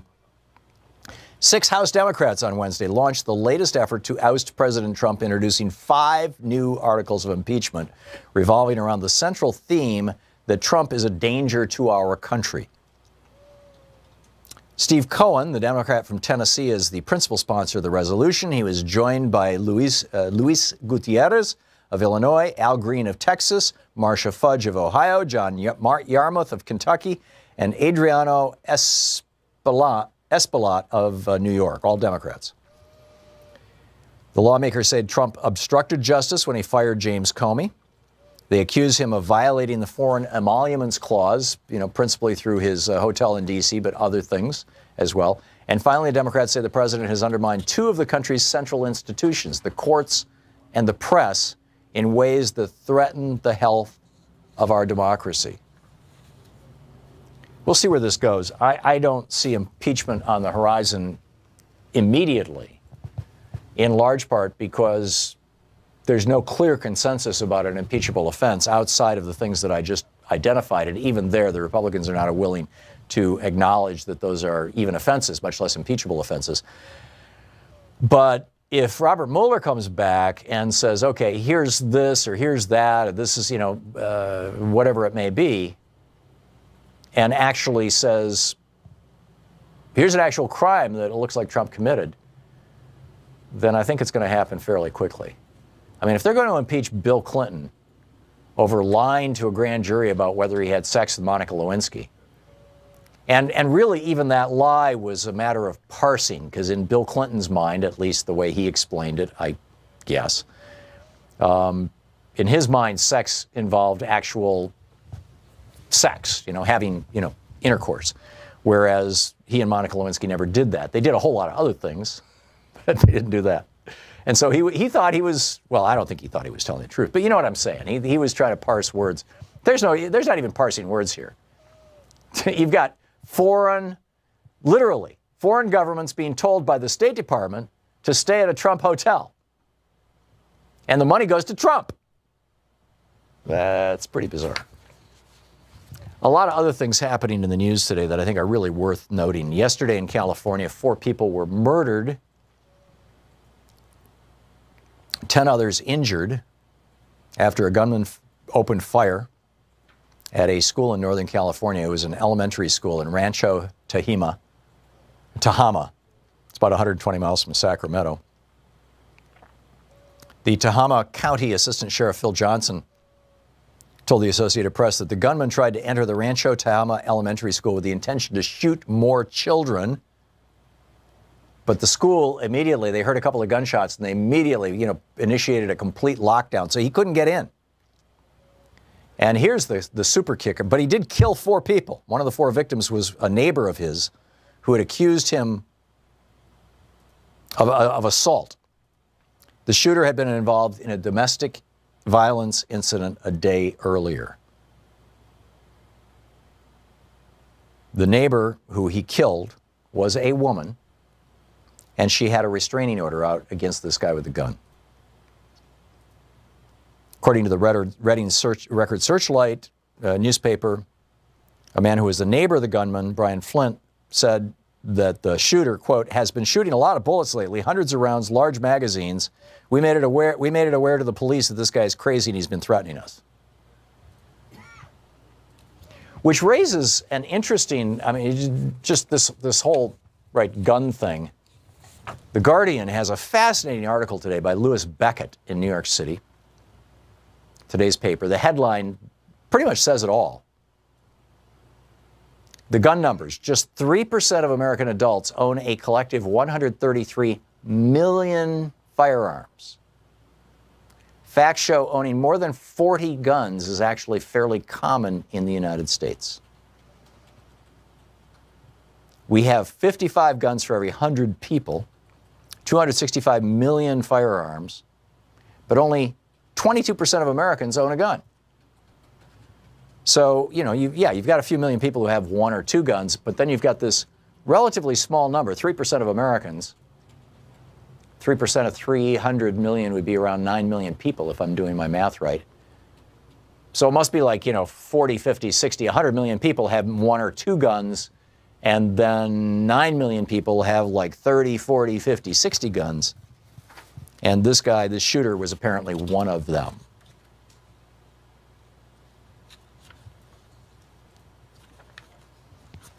There's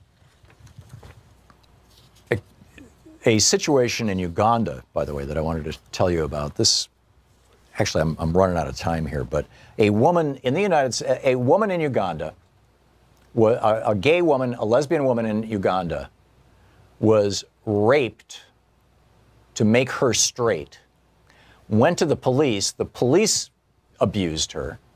She fled to the United States. We deported her back to Uganda. And now she's trying to get back to the United States. She said, this is an incredible story. Absolutely incredible story. And where's the where's the Trump administration on this? I know where the Obama administration would be. They'd be with her. We'll be right back.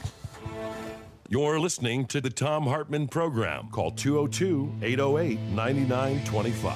More of the news of the day and your calls right after this.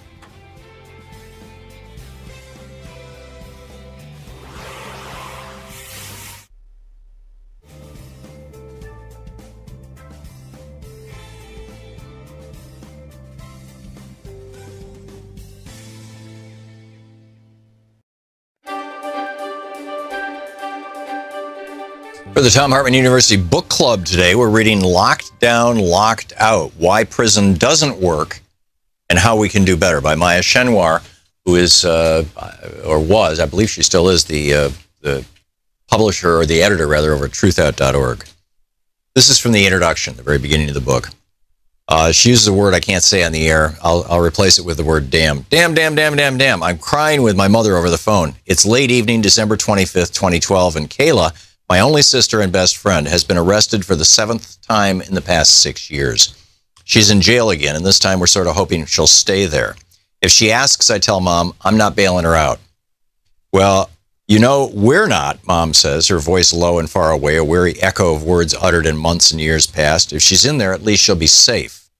Jail, we agree, may be the only place that can save Kayla's life, staving off her burning dependency on heroin. Neither of us acknowledges that regardless of whether Kayla stays clean while incarcerated, sooner or later she'll be getting out. Do we know what she's in for, I asked Mom. Does it matter? I think of Kayla cuffed and listless, being dragged through the doors of the Cook County Jail, catching the eyes of women she's known before in court, on the street, in juvenile detention, in jail, in prison. I wonder whether a part of her is relieved to be back. Later, when I pick up the phone and hear a robotic voice announce, "You have a collect call from the Cook County Jail, press 5 to take the call," I press the hang-up button and get into bed. My attitude toward Kayla's incarceration was born out of desperation. She'd overdosed 3 times within 2 months, passing out on the street, awakening in abandoned buildings or crowded hospitals, her pulse barely ticking. Yet my wish chafed against not only my love for her, but also my politics, my ideals, my sense of justice and truth. After all, I run a social justice-based news organization and have denounced the colossus that is the prison industrial complex for as long as I can remember. For nearly a decade, I've corresponded with a number of people in prison as both interviewees and pen pals, and I've learned much from them about the violence and hopelessness of our system. My understandings of the power structures that create prisons have been guided by the work of people like activist and scholar Angela Davis, a staunch prison abolitionist. How could I reconcile my wholehearted opposition to the prison industrial complex with a desire to see my own sister locked up?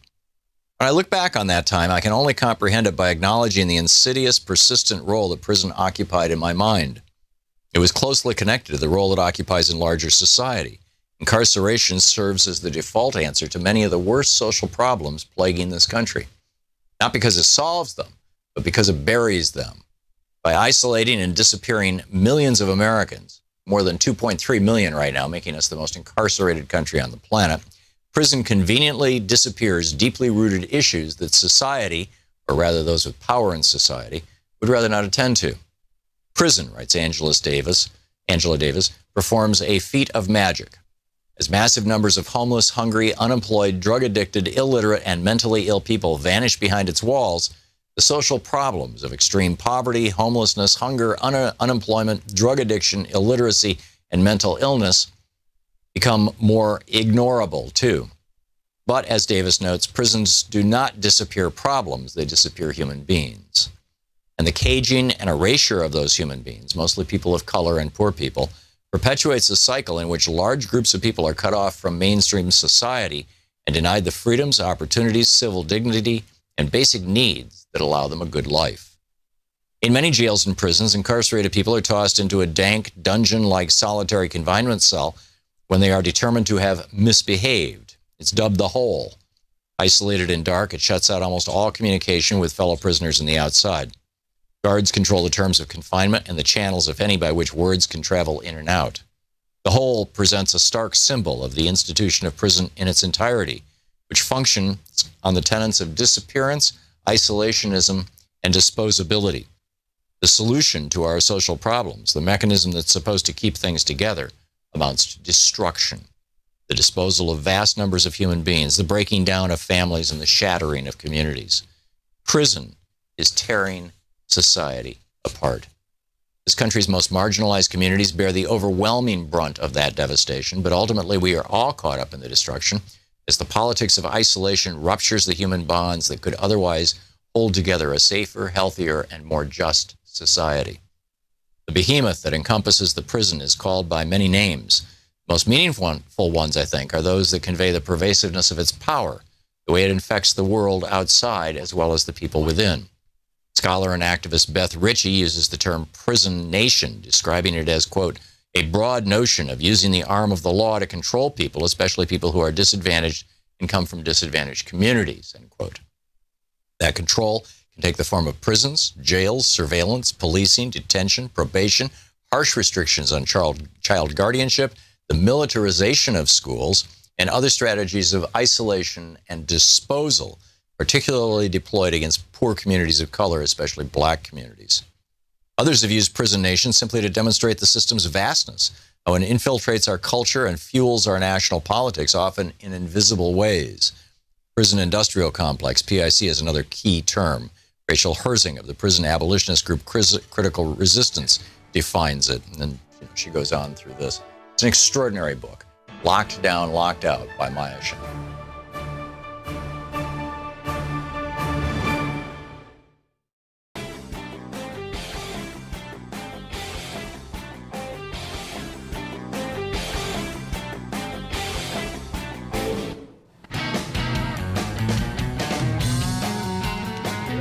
Welcome back. Thom Hartmann here with you. Chris in Albuquerque, New Mexico. Hey, Chris, what's on your mind today? Chris, it sounds like you're trying to pick up your phone. Sorry about that. That's quite all right. What's up? So, Tom, I just wanted to mention to you, I kind of got to thinking about the tax plan. Mm-hmm. So let me just kind of I've written a paper, and I'm going to be presenting on this, but the current tax plan that they're pushing, it's going to take away the deduction that teachers are able to use when they buy school supplies for their kids. You mean? Right. However, which they shouldn't have to do in the first place, but still, yeah, I get it. I mean, it's unreal. In the research that I've kind of done, I wanted to reference a documentary called Koch brothers Exposed. That was Robert Greenwald's, wasn't it? Yes. Yeah. So that's over at bravenewfilms.org. And I've used your book Screwed as well. It's a great book, and I'm going to probably put on my Christmas list the book that you were talking about just a bit ago. I didn't catch the name. I'm not sure which book report was playing during the break, so I'm sorry I can't. Nate, do you know? Okay. But Tom, though, I wanted to just kind of bring you, good news. I have followed your lead, and I've become a precinct chair. And good on you, Chris. And you wanted me to, thank you so much. I wanted to just update you guys on the fact that Tim Keller has become Albuquerque's mayor. He ran a campaign on, it was a grassroots movement. He ran under public financing, and so that's good news. I just wanted to just share that with you. That's great, Chris. Thank you. And so we've got a good progressive Democrat as Albuquerque's mayor. Is that the bottom line here? And that's the bottom line. And you are absolutely. And you are the precinct committee chair. Good on you. That is great. Yes. Chris, we welcome you to Albuquerque, Tom. If you ever want to come this way. Well, thank you, Chris. Hopefully, one of these days I can. We have an affiliate station there, and now that I'm no longer doing a TV show in the evening, I can travel a lot more easily. So, Louise and I are starting to look at next year's calendar and think about where can we go, what can we do. A lot going on. Chris, thank you for the call. It's very kind of you. Marty, and good of you to be actually involving yourselves. Marty in Evergreen Park, Illinois. Hey, Marty, what's on your mind? Hey, Tom. Well, you already touched upon it, but I woke up to Morning Joe with them talking about those ridiculous robocalls that they were sending out to Alabama voters.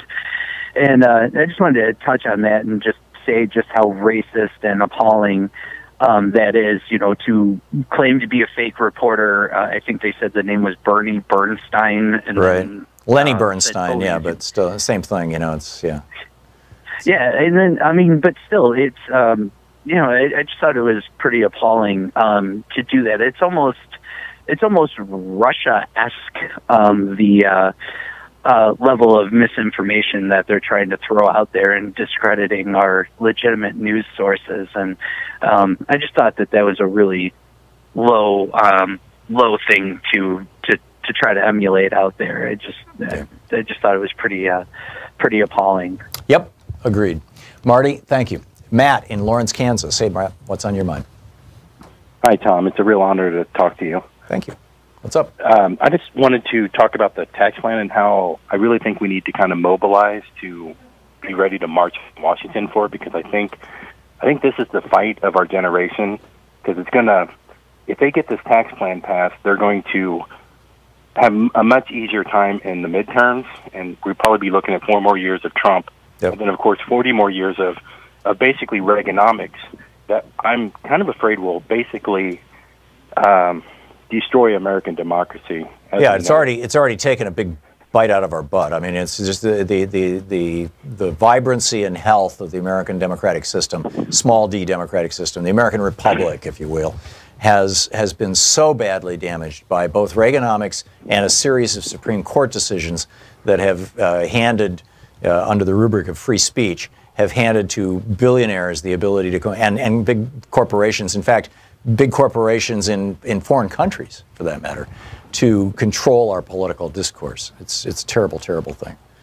Yeah, and so I think it'll get worse, and I think that people should maybe go to sites such as, I believe it's notonemorepenny.org, or there was the tax march on Washington in the springtime, and so they still have their website up called taxmarch.org, I believe, and prompt them for us to be mobilized to fight against this, because it'll utterly destroy any chance of staging any sort of resistance to anything in the future in terms of whether it be social justice or environmental concerns. It will completely undermine the people who care's ability to have the financial ability to do anything about it. Right. So I would encourage people to jump in and be ready to support any sort of march on Washington, and we can get out there and make them understand that this matters to us and we won't stand for it. Yeah, I'm with you. And it also will lock in an oligarchy of an insanely wealthy people.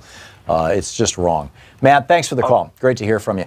Congressman Keith Ellison is on the line with us.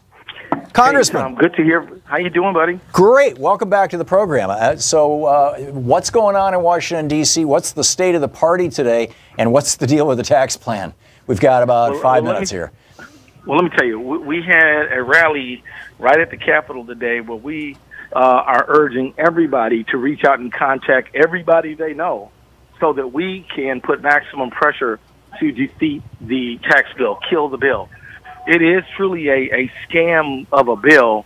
It is a redistribution from working people to the very rich. And the real thing is to get it out, get the word out, talk to folk, and tell them they're about to rip you off. And then after they've given our taxes away to the richest, they're going to say, well, we don't have any money to help you go to college or get a house or anything. We're out. We can't help you solve, Alzheimer's or Parkinson's or anything. And so that's kind of the state of affairs. We are in mobilization phase, and they're going to be arguing about this tax bill this evening, and there's going to be 4 hours of debate, and we're probably going to vote on it tomorrow. This is in the House of Representatives. In the House of Representatives, that's right. So, look, some folks say, well, they wouldn't put it up for a vote unless they had the votes. That's probably right, but I wouldn't say that it's certainly right. I think that if we put maximum pressure and folks are, say, look, cutting the deduction for medical expenses is going to hurt my family. Cutting state and local exemptions is going to hurt my city, my state, and my own family. And that, I think, is what we've got to do. We just got to put the pedal to the metal, organize, and raise our voices and let these folks know that we are watching them very closely. Amen. We're talking with Congressman Keith Ellison, who is also the the deputy director of the DNC. His website, ellison.house.gov and democrats.org, and you can tweet him at Keith Ellison. Congressman, what can individual people do? Is it a matter of call your member of the House of Representatives? Is there a website that people can go to? Are there events? I mean, what's the optimal way to leverage our outrage over this? Well, what I would do a number of things. First thing I would do is call my member of Congress. That's the first thing. Second thing I would do is if I live in a district where I know that my member of Congress is already going to vote no, I'd start reaching out to people whose congressperson is going to vote for this piece of crap and get them to call. So everybody knows somebody who has a congressperson who's going to vote for this. Reach out and let them know that their citizen activism is necessary right now. Then you can go to the Democratic Party website and listen in. We are sending people, we got information available. You can call the House Democratic Caucus website, and we are sending information out to learn more about it. But we've got to get the word out. We've got to reach more people. Unfortunately, the way the news cycle goes nowadays, there's some folks who just don't know what's going on. So it's all of our responsibility to share that information. So I'm asking everybody to call your show, that's listening to your show, to tweet, Facebook, email, Periscope, whatever you got. Get the word out that they're about to do a major tax scam on the American people. The Senate bill is trying to get rid of the individual mandate, which will put 13 million people out of health care and blow a hole in the Affordable Care Act. And so this is really as important as the Affordable Care Act fight. The problem is it's not as direct. It's not as directly emotional as somebody stealing your health care. Well, with the Senate bill, they are. I mean, in the Senate bill, it's become a health care bill. There. It has. It absolutely has. So, but the thing is, if you gotta be an active citizen now. Yeah. The moment now is not to say, well, how come somebody isn't, doing something? No, the point is, what are you doing, right? We need you to make a tweet, make a call, make a phone call. That we need to engage citizen activism and leverage all of our voices together. We need a chorus, not a soloist. Yeah, and even if that phone call is to your neighbor or friend or relative who might be willing to become politically active and call their member of Congress, or if you're posting it to Facebook, you're tweeting it, whatever, don't underestimate your ability to have impact. Right. Particularly if you reach out to other people. Well, they're screwing up, Tom. I mean, one is, so like the state and local, let's say you live in a community that does raise taxes on itself to deliver services for people. You're not going to be able to deduct that anymore.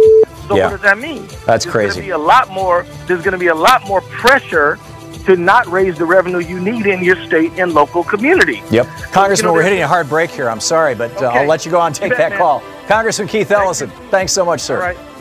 Good talking with you. You're listening to Thom Hartmann. Visit thomhartmann.com for audio and video archives. We'll be back. We're going to check in with Talk Media News, and we'll be continuing to take your calls. And Julio Rivera is going to be with us at the top of the hour from Puerto Rico. This is going to get interesting.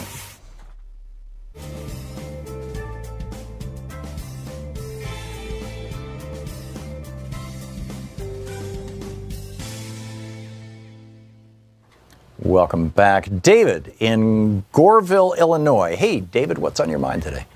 Hi, Tom. How are you today? I'm great. I hope you're well, David. Thanks for watching Free Speech. Yes, I am.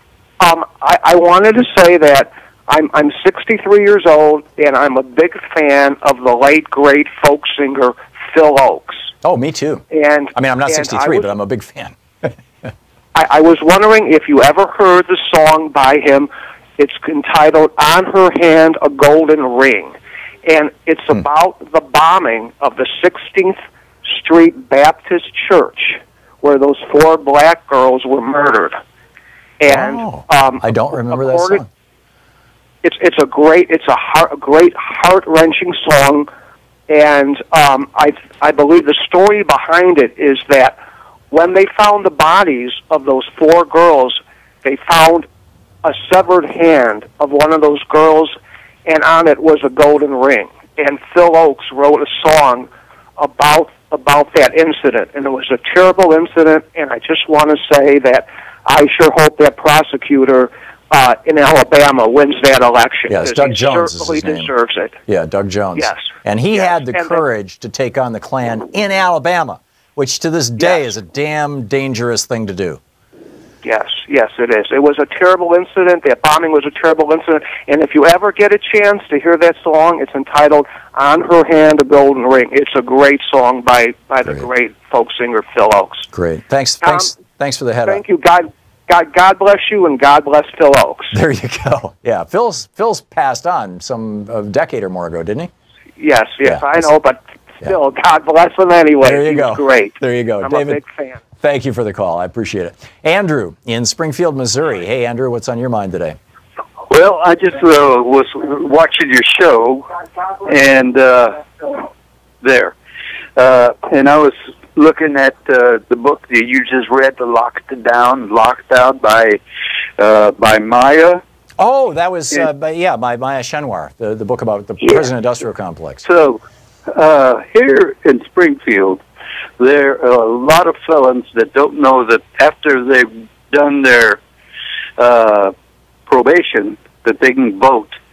But of course, the probation officer are the counselors that they have to go for their counseling. Don't tell them that now you can go vote. You have to ask. You have to. That's wrong. Yeah, it is. But anyway, my theme or my title is A Friend of Felons, because I have one living next door to me, and I have other felon friends that I try to give them work every once in a while to put some money in their pocket and buy them groceries and stuff. Wow. Anyways, You're the second person I know who does that, Andrew. Ellen Ratner does that also. She's hired a bunch of felons for her company. Well, the thing is that she calls them Ellen's felons. This city has just passed a half-cent tax increase to get a better jail, a bigger jail, because we're overrun by prisoners. So, and crime in the city. The thing is, rather than use that money that they got, with this half-cent tax, they're going to buy more police cars. They are going to get more police officers, and they're going to build a new jail rather than get air conditioning to the schools on the north side of town. Andrew, we're out of time, but thank you for sharing that.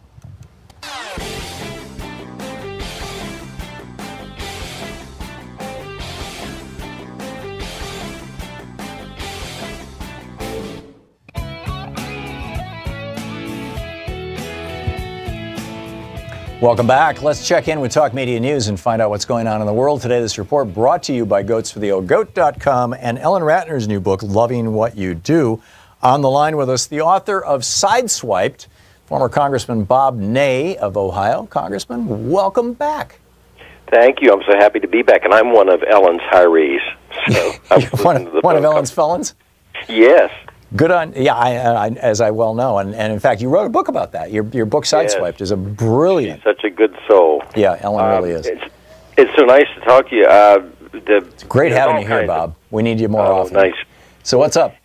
Well, there's all kinds of issues. Well, actually, if I may, Bob, if I may interrupt your as a former member of Congress and as a former Republican member of Congress who's kind of awakened over the years, I'm curious your take on both the odds of the Republican tax bill passing and the strategies that these guys are using, number one, and number two, what you think is going to happen in Alabama. Well, on the tax bill, they're going to pass something. I would be shocked if, again, I keep stressing, something doesn't come out. What it looks like, I don't know what on earth it'll look like. By they, are you talking the House, the Senate, or both by reconciliation? Well, the House and Senate, and then they will find a way, either reconciliation. So you think it'll get that far? Interesting. To try to get it. I mean, I'm not betting my car on it, but they're going to try everything under the sun because they have had 0 wins this year in a chamber controlled by them. Right. How do you, if I was a sitting member, Republican side, how do you argue that you've had control and you can't pass anything of any significance, period? So I think they're going to try. I don't think they'll meet a Christmas deadline whatsoever. I can't imagine they'll do that. But what they have done is they've taken the exit strategy and they've destroyed it because, once again, they're trying to do something with health care.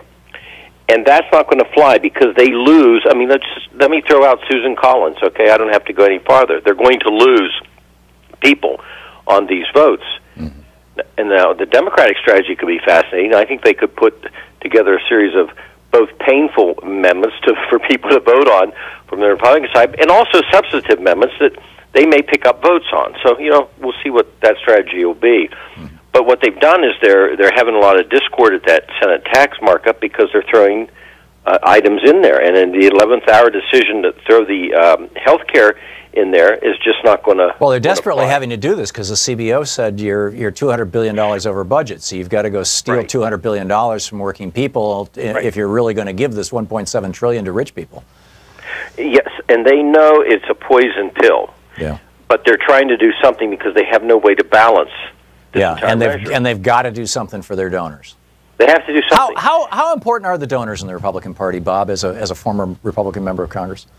I just did a podcast with an attorney named Jim Owens out of Columbus. I did it yesterday. It's called Door to Door, Bob Ney Door to Door, and we did it on this.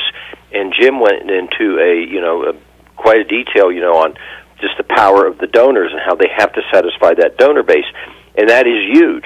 And especially at the upper levels. you take your average member, okay? They may not, Tom, have such a pull on themselves. By average member, you mean average member of the House of Representatives? Right, Republican. I'll say on the Republican side, they come in, they're out there. You know, they got donors and everything. But the leaders, at the leaders level, the big four and the other 4 or 5, the chairmans under them, which comprise honestly about 19 members of the Republican House. Right. I'm just taking the House for a second. They will be very interactive with the big donors, the corporate, the Wall Street, you know, the billionaire the class, wealthy cats, as I call them. They're going to be very interactive with them, and there's going to be a lot of pressure from those members who are kind of the elite of the House in power, in a power base. A lot of pressure on the regular members to do something. Like we had pressure because of pharma, which I can't stand pharma, but we had a lot of pressure on, you know, on bills that would come up from the leaders mainly, because that's where the right, money when you were really in Congress. flowed. Yeah. Because they were getting money from pharma, and so they're saying to the members, even if you're not getting a lot of money from pharma, you Correct. damn well better do this because we control your fate. We're your boss. Correct. Or we're in the And leadership. Yeah, and if you want to and rise office. through the party, this is what you do. Right, on and on. So they're stuck, and now they're throwing this, the fact they can't pay for this, so I think they've got a real problem on their hands, because what have they delivered vis-a-vis promises by Donald Trump or promises by them to their base, but also to the people they tried to get, the people, you know, in Ohio, Pennsylvania, other states. Well, I think one of the biggest promises that Donald Trump made was that, you'll recall, during the Republican debates, he said, every man on this stage wants to cut Social Security and cut Medicare and Medicaid. I'm the only one who won't. I won't allow it. But the Republican budget that was passed a couple of weeks ago by both the House and the Senate and signed by Donald Trump to set this whole thing up, to raise the debt ceiling, accommodates a $1 trillion cut in Medicaid and a $500 billion cut in Medicare. Unless I'm missing something. You're the news guy now. Tell me, is this right or wrong? No, it's correct, and it sets it up. And of course, they're projecting these budgets 10 years down the road, which really, I mean, you've got to be kidding me to do that. Right. That just doesn't even make sense. So you throw in this health care and you can't pay for it, so they're going to pay for it with again with the health care disbandment. It's amazing. I don't think that's going to pass. Yeah. I just So what else is going on in the world, Bob? Well, I'm looking at the Moore race, of course. Mm-hmm. And this is another thing that has stuck out in my mind all day. Look, Mitch McConnell now wants Donald Trump to do something about Moore. And Mitch McConnell's announced they've cut off money. But the part when they say, well, if he gets elected, we're going to do something about him, that's not genuine. If he gets elected, Mitch McConnell knows very well he can't do anything about him. Well, he kicked Bob Packwood out, and it was Mitch McConnell who did it. Yeah. He won't be, unless, yes, but there would have to be something that would be done. I'm just saying he can't just take Moore gets seated, and then McConnell is going to turn around and get rid of him. I think it's disingenuous. You know, so you don't think the ethics committee would vote out at least a censure, if not a removal? They might do a censure or something, but you know, they are making statements in the Republican side about removing him if he gets elected, and that's not going to happen. That's interesting. It's not going to happen. And then, of course, they asked. This is the one that stuck out at me, Tom. I don't know about you, but what Jeff Sessions, Attorney General, said when they asked him, I thought that was fascinating. He said, "I have no reason to doubt these young women," and that's what Sessions said during the testimony of the Oversight Committee of the House Judiciary. I think that's all. What does he know that well, I think all across America, I think the zeitgeist has changed, and it's a good thing. Bob, we're out of time. Bob Ney with Talk Media News. Thank you, Bob. You're listening to Thom Hartmann.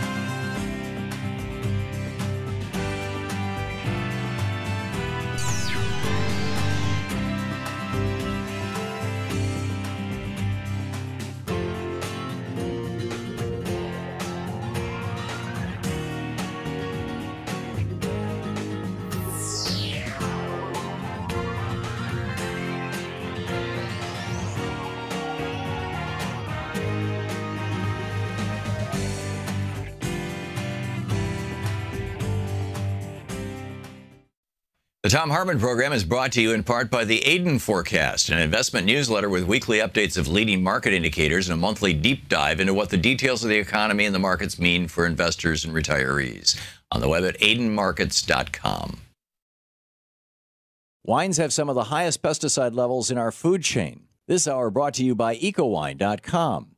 Pesticide-free wines, organic wines, imported from France by the organic wine company, ecowine.com. The Thom Hartmann Program is brought to you in part by Super Beets. Super Beets are sourced from non-GMO beets, and they're packed with dietary nitrates, helping to produce nitric oxide for more energy, stamina, and support for healthy blood pressure levels naturally. For more information, call 800-223-8242 or visit freespeechbeets.com.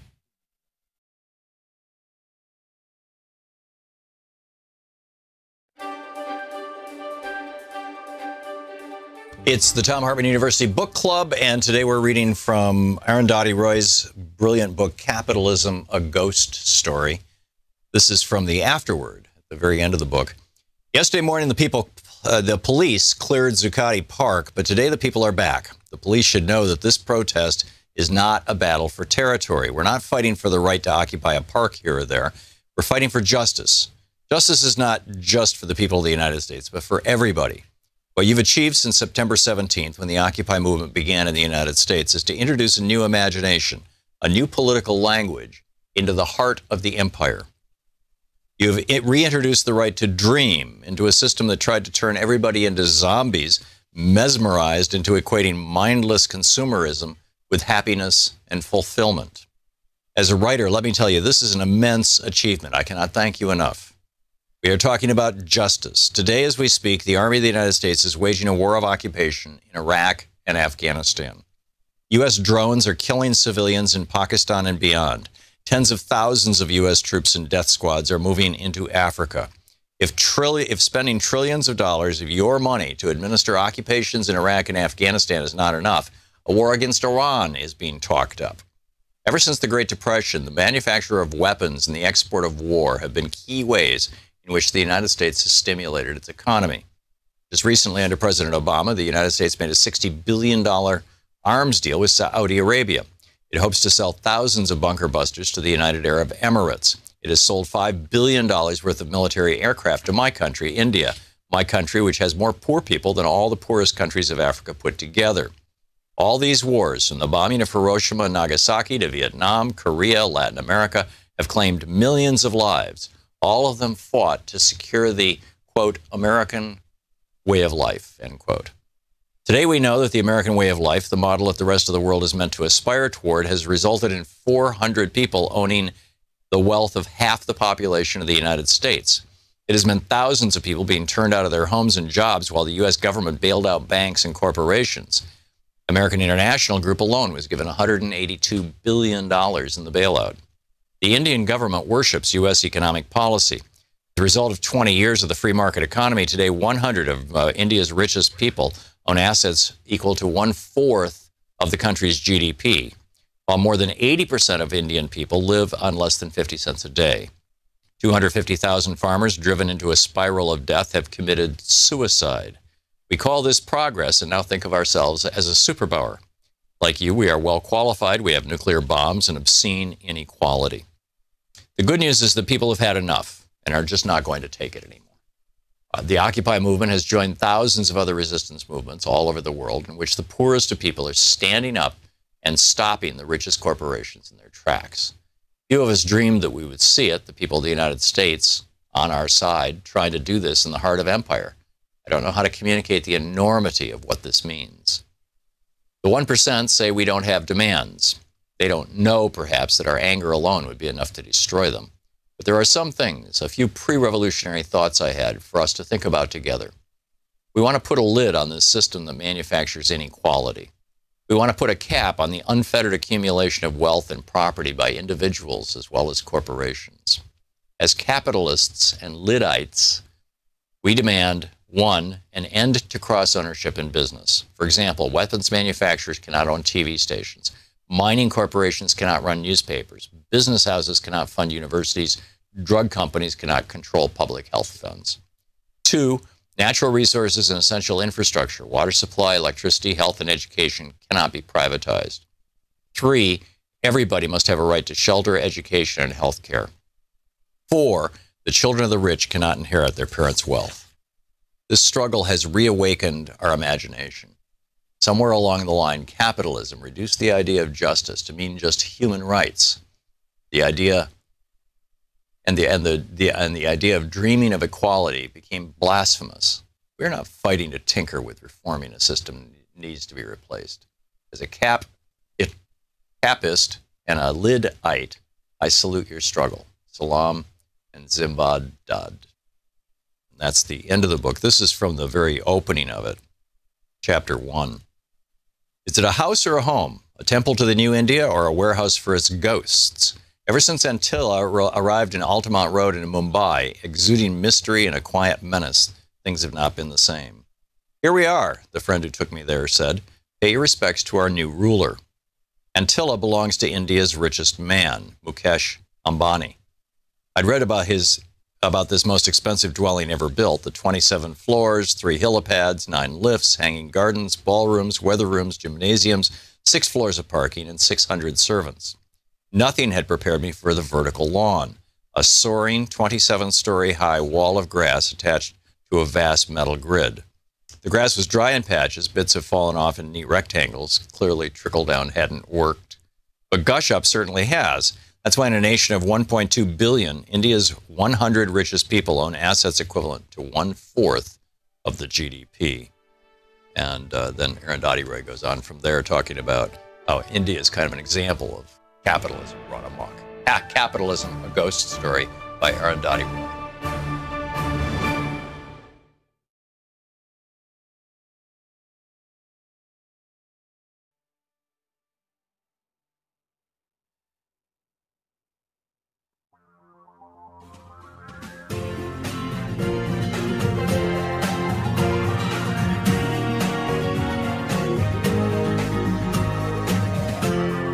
This is the Thom Hartmann Program.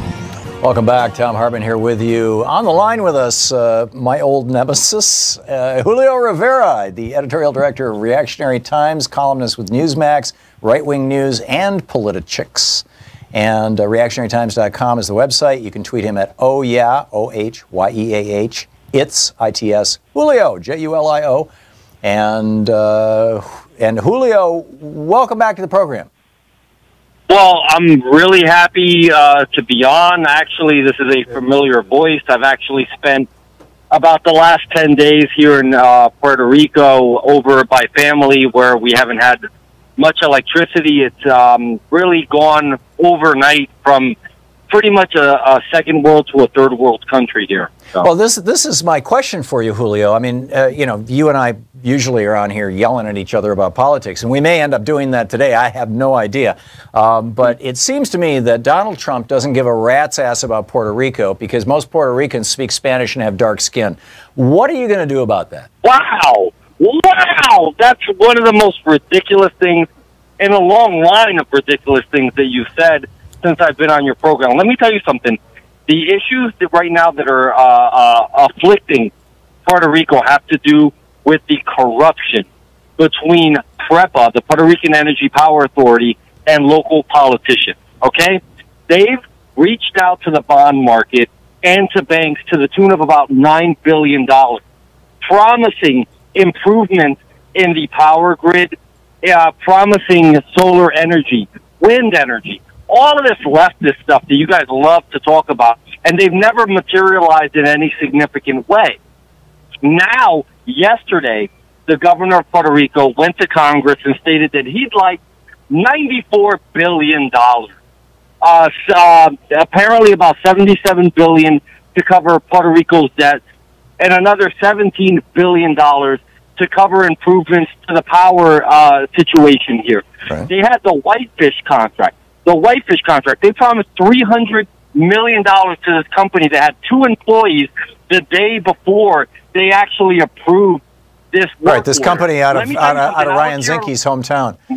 And why, this is there's two Republican connected companies, Whitefish out of Montana, and there's another company out of I think either Montana or Oklahoma that got another big contract. And again, everybody's going, huh? And both those contracts have provisions in them that make it illegal for the government to audit the contract or the performance of the company. In fact, the Whitefish is charging over $300 per lineman, and they're paying them $63 an hour.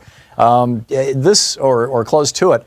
I agree with you that corruption is a terrible thing. And I agree with you that corruption has been endemic in Puerto Rico, as it is in most poor places. I would say that you've got... In most democratically ran cities in America, yes. Well, if you want to say that, I would say that the Republican cities run cities have corruption too. It's just a very different kind of corruption, generally speaking. It's generally not corruption that works. And they generally spend way less money than democratically run cities like Detroit, New York City. Come on, the list goes on, Tom. You know this. No, I don't. I'm acknowledging that corruption is a problem, Julio. So what? But back to the original point here. Okay. Houston, Dallas is getting piles of federal money. Florida getting piles of federal money. No questions asked. I mean, states of emergency, all kinds of stuff. Thousands of linemen in Florida. What, you got a couple of dozen in Puerto Rico? I mean, what's the deal? Why is the federal government... Listen, I have no problem... And why, Julio, if your mother's home has lost electricity, why do you think that it's some sort of leftist plot to try to put solar panels on her house so she doesn't have to depend on a corrupt PREPA? Well, listen, at the end of the day, PREPA has already kind of made their own reputation. What we need... And I'm not saying that Puerto Rico shouldn't get billions of dollars in federal funding. They should.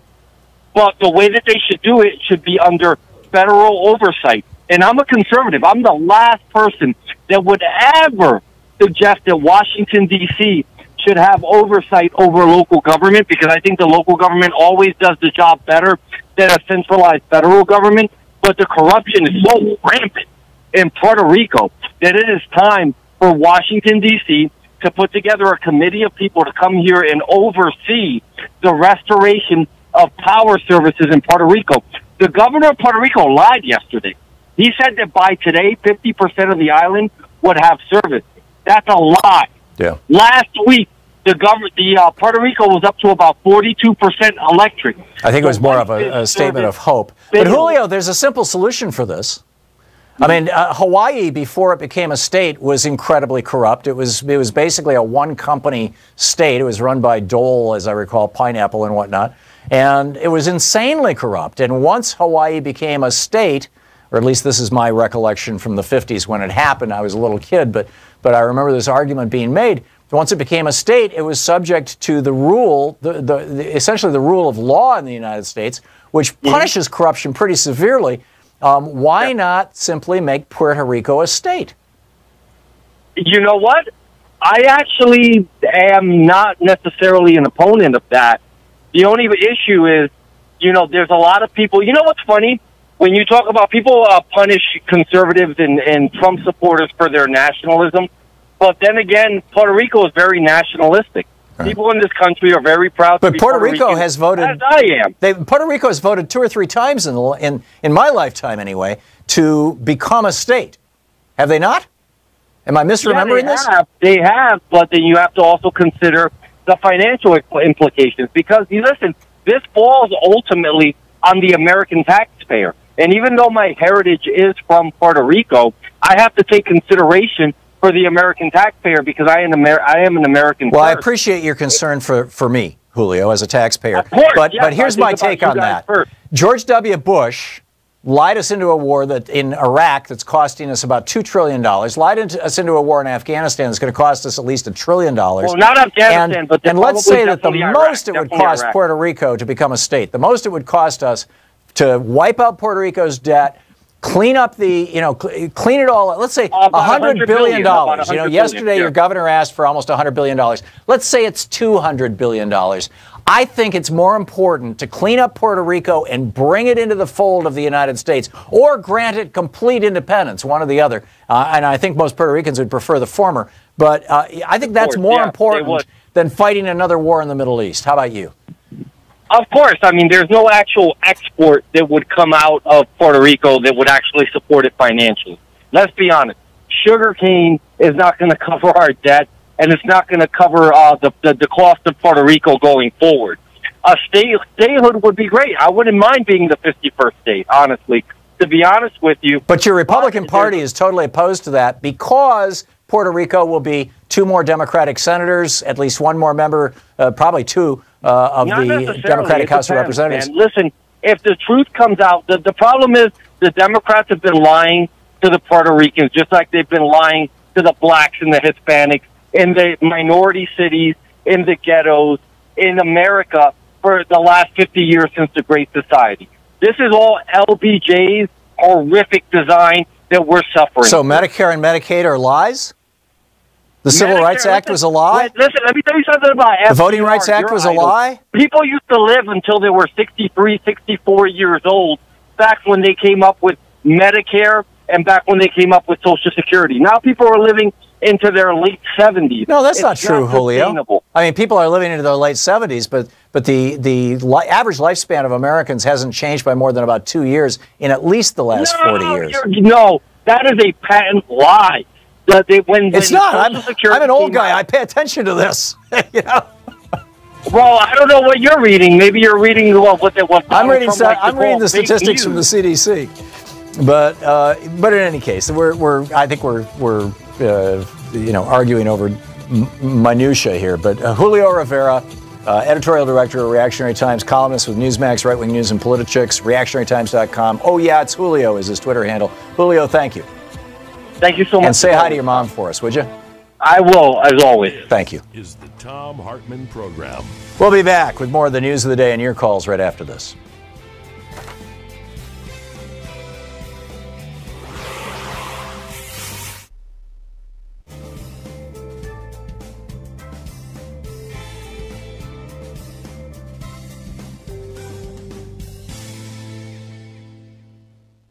And welcome back.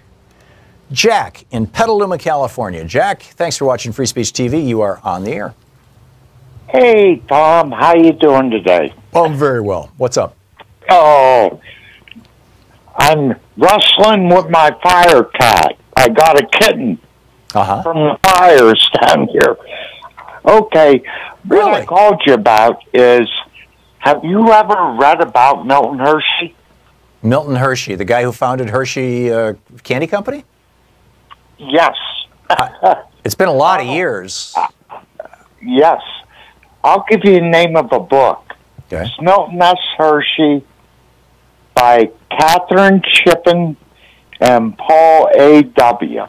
Okay. Now, I attended Milton Hershey School. Or a school named after him, right? Yes. Yeah. So, and he was a big Republican. A big Republican. Sure. But what did he do with his money? I don't know. He gave it to orphans. Well, good on him. Yes. Here's the only problem with that, Jack, is, like, for example, last night Louise and I were sitting around and she was reading the news and she said, oh, Bill Gates is giving $100 million to fight Alzheimer's. And I said, well, that's nice of Bill Gates to do that, but frankly, I would rather have the National Institutes of Health fund it with $100 million of taxes they took out of Bill Gates' hide. Well, the thing was, what he did, he didn't actually give it to the orphans. We went to Hershey and we worked on farms. Were you an orphan, Jack? Yes. Oh. Yes. So you were one of the orphans who was helped by Milton Hershey? Yes. and his help was to give you a job? He helped me. I earned a trade. I earned everything there. That's I great. earned respect. I earned everything at Hershey School. That's remarkable. But on the same token, Hershey is a kingdom. Yeah. It's a corporate Well, all corporations are kingdoms. I mean, the corporate model is based on the old feudal kingdom notion. Now, you look at what's in Hershey, the Pennsylvania State Police Academy. Mm-hmm. What about it? Medical Center for Penn State is in Hershey. Mm-hmm. So they know they get this gigantic, and it is a gigantic tax write-off because everything in Hershey is owned by Hershey Estates. So you pay Hershey Trust your taxes, and they pay the state of Pennsylvania. Whoa, so it's like a company town. Yes. That's remarkable. Yes. Yeah. And that's I'm going to have to bone up on this to learn a little more. Jack, I'm sorry we're out of time, but what a story. What an amazing story. Thank you for calling and sharing it with us. It's great to hear from you, Jack, and thanks for watching Free Speech TV. We'll be right back.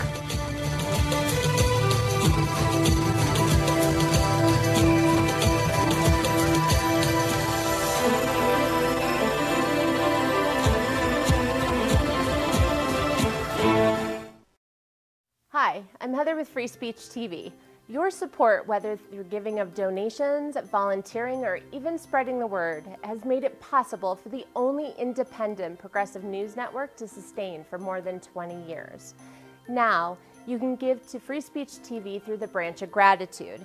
This program is a sustainable way to give that reduces waste through paper mailing, postage, and staff hours.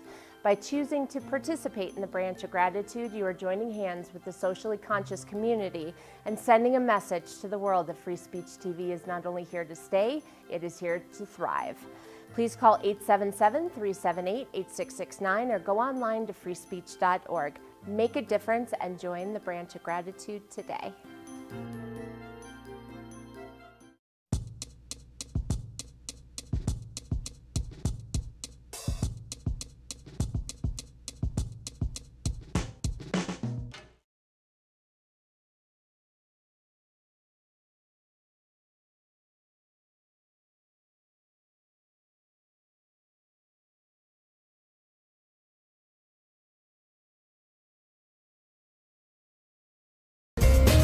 Welcome back. Thom Hartmann here with you. Richest 1% own half the world's health, study finds. This by Rupert Nate, the wealth correspondent for the Guardian.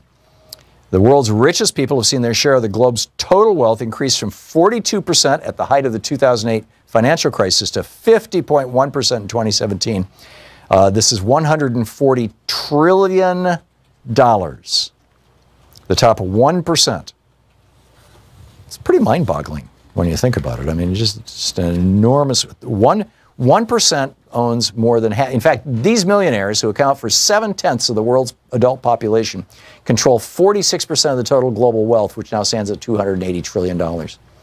70% of the world's working-age population, on the other hand, accounts for less than 3% of the world's wealth. While the global population of millionaires has grown considerably, the number of ultra-high net worth individuals, UNHWIs, this is where the real killing is happening. Those with a net worth of $50 million or more, that group has increased even faster. The number of millionaires has increased by 170% since 2000, while the number of ultra-high wealth individuals has risen 500%. Making them by far the fastest growing group of wealth holders in the world.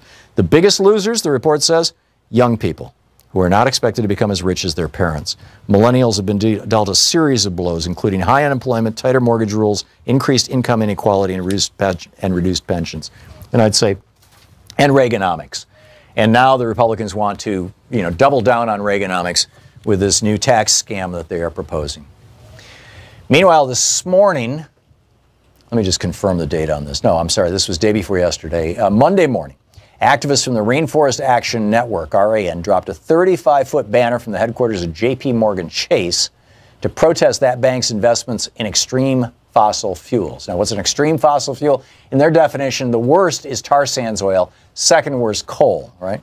According to a recent report from Rainforest Action Network, J.P. Morgan Chase is the top U.S. funder of tar sands oil, one of the dirtiest fossil fuels on the planet. Produces 20% more greenhouse gases than conventional oil. J.P. Morgan Chase, according to the press release from the Rainforest Action Network, J.P. Morgan Chase is actually ramping up its investments in that sector. The bank has poured nearly $2 billion into tar sands just in the first 3 quarters of this year, almost a 17% increase from last year. That includes funding for pipelines that slice through indigenous lands, trample on human rights, and threaten clean water. The Tess Geyer, an organizer with the Rainforest Action Network, says J.P. Morgan Chase CEO Jamie Dimon talks a big game when it comes to climate change. Dimon says he supports the Paris Agreement, but we've followed the money, and the facts don't lie. Chase, as the #1 Wall Street super funder of the tar sands oil, is profiting off climate change and human rights violations. Simply put, the tar sands sector spells disaster for the environment, for climate, and for indigenous rights. Meanwhile, Credo Action has a very clear and explicit call to action. They are reaching out to people. I got this email this morning from Brandy Doyle at Credo Action. It says, it's unbelievable that we have to protect one of America's most precious natural treasures, the Grand Canyon, from something as dangerous and destructive as radioactive uranium mining. But that's exactly what we have to do right now. Thanks to an executive order from Donald Trump, the U.S. Forest Service has taken the first step toward ending a 20-year moratorium on uranium mining in the Grand Canyon watershed. Uranium mining would threaten ancient forests, Native American communities, and the Colorado River, a source of drinking water for millions of Americans. So the Obama administration enacted a moratorium in 2012 that was intended to last for 20 years, but the Trump administration could lift that moratorium anytime they want. We know how destructive uranium can be. On a nearby Navajo Nation, where mining companies have blasted 4 million tons of uranium out of 500 mines, the Centers for Disease Control and Prevention has found uranium already present in newborn babies. Uranium exposure is linked to lung cancer, bone cancer, impaired kidney function, all of which have plagued Navajo people who live near these mines. And now the Trump administration wants to expand this. The Colorado River, fed by the watershed, supplies water to 40 million people in Los Angeles, Las Vegas, Phoenix, and other cities. Hey, you want a little uranium with your water? In fact, the Forest Service has admitted that the federal government will get no revenue from any uranium mining that happens. So we're just going to give it away to these guys. Rather than saving money, reversing the ban on mining would actually force taxpayers to shell out further funds for pro-mining studies. So the Trump administration wants us to give our tax dollars to the uranium mining industry at the same time that they want us to give our public lands to the uranium mining industry so that they can have more uranium for an industry, nuclear weapons and nuclear power plants, that is dying. At least the nuclear power plants industry is dying. It's an industry that is unsustainable. It was a technology that was developed basically to rationalize the construction of nuclear weapons. It was a huge mistake, as Fukushima and Chernobyl clearly, and 3 Mile Island clearly demonstrate. It costs a fortune, and this is absurd. It's absurd, it's obscene, it's unneeded, it's unnecessary, it's gratuitous.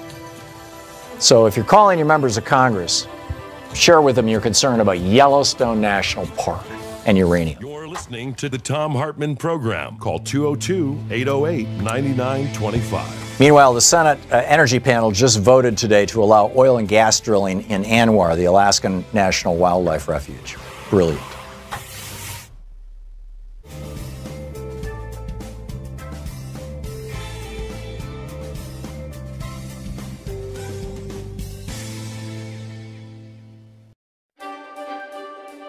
We're reading today from Jesse Eisinger's new book, shall we call it the Chicken Poop Club? Why the Justice Department Fails to Prosecute Executives. This is from the introduction. It's from page 15 in the introduction. Boom, bust, and crackdown. America's economic history is unfolded in a series of booms followed by busts, followed crucially by crackdowns. After the stock market crash of 1929, congressional hearings channeled public outrage and resulted in landmark laws regulating Wall Street and creating the Securities and Exchange Commission in 1934. A few years later, a new SEC helped put the head of the mighty New York Stock Exchange in prison. Though inconsistent, the SEC over the intervening decades emerged as one of the most respected government regulatory bodies. The SEC is the most important corporate regulator, overseeing publicly traded companies in the nation's capital markets, money markets. The agency has civil powers, must team up with the various offices of the Justice Department when a securities laws violation turns into a criminal investigation. After the go-go years of the late 1960s, the SEC worked closely with the Southern District to take on top law firms, top accounting firms, and top executives who had helped perpetrate corporate frauds. After the savings and loan scandals of the 1980s, when hundreds of small banks across the country failed due to reckless real estate loans, the Department of Justice prosecuted over 1,000 people, including top executives of many of the largest failed banks. After the Michael Milken-run junk bomb boom and blow-up of the late 1980s, prosecutors spent years digging up evidence of stock manipulation and insider trading at major investment banks and law firms, prosecuting some of the most powerful Wall Street figures of the era. In the early 2000s, the NASDAQ bubble burst. The NASDAQ bubble revealed a corporate book-cooking pandemic. Top officers from giants such as Enron, WorldCom, Quest Communications, Adelphia, and Tyco International ended up in prison. Recklessness and stupidity fuel booms, but usually so do crimes. By contrast, after the 2008 financial crisis, the government failed. In response to the worst calamity to hit capital markets and the global economy since the Great Depression, the government did not charge any top bankers. The public was furious. Bank bailouts and a lack of consequences for banksters radicalized both ends of the political spectrum and gave rise to two of the most potent social movements of our time, Tea Party and Occupy Wall Street. Anger about the lack of Wall Street accountability seeded disenchantment with Obama. The 2016 insurgency of Vermont Senator Bernie Sanders, who challenged frontrunner Hillary Clinton almost to the doors of the Democratic Convention, demonstrated the anger that remained on the left years after the apex of the crisis, undergirding mistrust about Clinton. She had given friendly, fateful, and highly compensated speeches to investment banks. While a Republican president had presided over the crisis and a Democratic one had saved the financial system, Hillary Clinton, Obama, and the Democrats could not claim to be the protectors of the working class and the scourges of investment bankers. That was due in large measure to the lack of corporate prosecutions. According to the Wall Street Journal, analysis of 156 criminal and civil cases brought by the Justice Department, the Securities and Exchange Commission, and the Commodity Futures Trading Commission against 10 of the largest banks on Wall Street since 2009, in 81% of the cases, the government neither charged nor even identified individual employees. In the remainder, the government only charged 47 low and mid-level employees. Merely one was a boardroom-level executive whom the SEC charged civilly rather than criminally. In his own incoherent and superficial ways, Donald Trump rode anger about Wall Street throughout his campaign, railing at the bank's power. He closed his campaign by hinting poisonously about a cabal of global bankers rigging the system. He assailed politicians who were owned by Goldman Sachs, Trump's word. His first Ted Cruz in the primary and then Hillary Clinton in the general. The Republican platform called for breaking up the big banks by returning to the Glass-Steagall Act, the Depression-era law that splits commercial bank from investment banking, a reflection of resentment about the government bailout of the financial system as the bankers wriggled free. No sooner had Trump taken office, though, than he rushed to stuff members of that cabal into his White House and cabinet. He and Goldman alumni who advised him moved within days of taking office to unravel Dodd-Frank and loosen restrictions on corporations generally. It's commonplace to observe that no top bankers from the top financial firms went to prison for the widespread malfeasance that led to the 2008 financial crisis. It's such a socially acceptable opinion that no less than an inside-the-beltway figure than the former chairman of the Federal Reserve, Ben Bernanke, said, after he was safely out of office, that more bankers should have gone to prison. The problem is worse than that. Today's Justice Department has lost the will and indeed the ability to go after the highest level corporate wrongdoers. The problem did not begin in the aftermath of the 2008 crash, and it has not ended.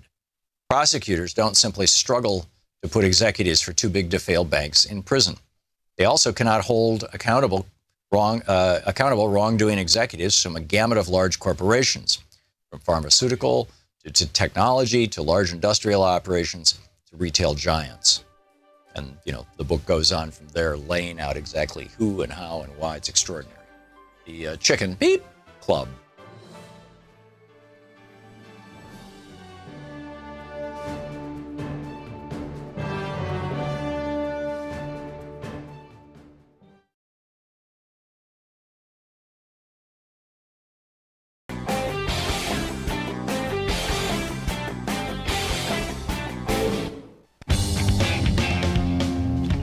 Welcome back. Thom Hartmann here with you, and David in Lilletz, Pennsylvania. David, am I saying that right?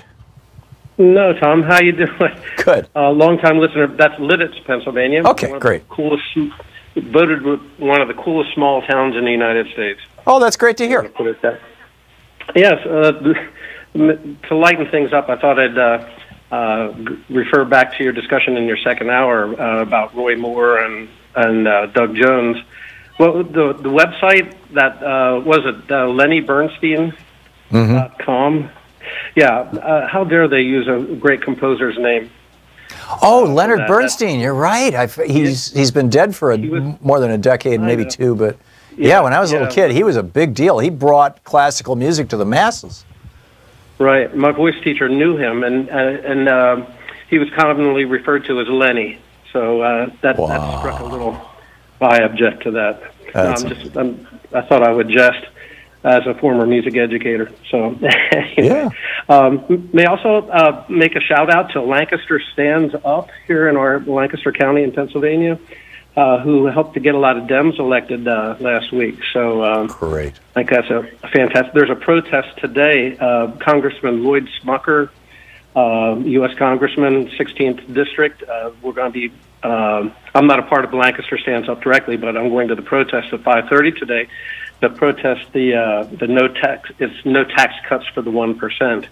Cool. And the local area has been very active, and in that area, in the Lancaster area, they helped to get a lot of Dems elected, school board wise, and commissioners and so on. So there is a little positive thing going on around here in a red area. So that's marvelous. Anyway, but I just wanted to say something about Leonard Bernstein. And I'd be really nice if they used like Teddy Nugent instead. Yeah, they should have. Except the name doesn't sound Jewish, and they're trying to characterize the East Coast elite in the most anti-Semitic and racially charged terms possible.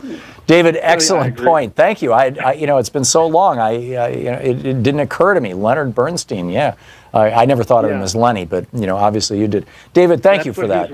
That's what he was referred to, Lenny. Yeah. And thanks for everything that you do. My pleasure. Yep, you're welcome, Dave. Thanks, David. Thank you for the call. Adam in New Orleans. Hey, Adam, what's up?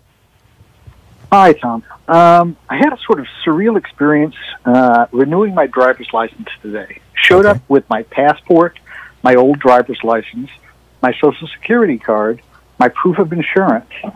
And I was told that was insufficient to get a valid federal ID. Yeah, the same thing happened to me in Washington, D.C. I had to go prove my residency as well. And then because I lived in a marina, they said, oh, we don't accept receipts from a marina as proof of residency. And so I made 4 different trips to the DMV to finally get my driver's license. And this is all because of the voter suppression laws. There were so many angry people leaving who didn't have the necessary documents. Right. And I commented to the girl, this is voter suppression. Yep. And all she could do was look at me and go very quietly, mm-hmm. Yep. Yeah, they know what's going on. This is all about keeping people from voting, and people are going through insane inconvenience around it. It's nuts. And so, yeah, welcome to the crowd, Adam. Adam, I got to move along, but thank you for sharing that story. It's an excellent one. Mike in Cochise, Arizona. Hey, Mike, you wanted to talk about Paul Ryan? Yeah, Tom. First-time caller. Well, thank you, Mike. Listener. Listen, Tom, I just want to throw something out there to you, and then I'll hang up and listen to you. I heard some time ago that Paul Ryan, as a child, his father had abandoned the household. No, his father died. He did? Okay. Yeah, he died when Paul was a teenager. I think he was like 15 or 16, something like that. And although his family, he came from a fairly wealthy family, not like rich, but, you know, very, very upper middle class wealthy. They did take Social Security, the Social Security survivors benefits, to help the family out. But at times, Paul has, you know, when he's on the campaign trail, has cast that as kind of a rags to riches story. And it was more of a riches to riches story. But anyway. Okay, well, that kind of deflates what I wanted to say. What I'd heard, and I hadn't researched this, was that he was raised on Social Security by his mother after having been abandoned by his father. Well, that's probably the story that they would love you to think. Imagine, you know, I was furious about the thought of things that he has tried to run through Congress, which has been nothing but a burden for the middle class. You know, everything from health care through what they're trying to do right now by cutting taxes for the rich people and so on. Anyway, that was going to be my point. But well, and Paul Ryan is still refusing to do town halls in his district, you know, around Janesville, and so Mark Pocan, who represents the next district over, has been going into Paul Ryan's district and holding town halls, as many Democrats around the country are doing. They're going into adjacent Republican districts and holding town halls simply so people don't feel unrepresented, so people can speak their minds. You know, whether they're speaking against or in favor of Democrats or Republicans, whatever it may be. So you know, hopefully more of that. But Mike, thanks for the call. Thanks for sharing your Paul Ryan story with us. Dion in Round Lake, Illinois. Hey, Dion, Medicaid? Yeah, I didn't know that 85% of college graduates that are on the autism spectrum are unemployed, and that there's a book by Alfred Hulch. It's called Permitting the Destruction of Unworthy Life, which became the blueprint for the extermination of the disabled carried by the Third Reich. With these cuts to the safety nets, do you think we're seeing a destruction of unworthy life? Yes. Yes, absolutely. This is Calvinism turned into policy. Calvinism, the broadly speaking, the Christian religious theory that God shows us who He favors by making them rich, and therefore rich people should run the country, and rich people should run the church, and rich people should be our lodestar. You know, our you know what we move toward, and so therefore poor people are poor because of a failure of morality or a failure of self-discipline, and therefore when poor people want things like Medicaid, you know, if we're going to finally decide, well, okay, what the hell, we'll give it to them, we still have to punish them. We have to make them pee in a cup. We have to make sure that they come in and prove to us that they've applied for 3 jobs this week. You know, they have to bring notes from employers, all this kind of stuff. So it's a pretty destructive process, the ideology around this, Dion.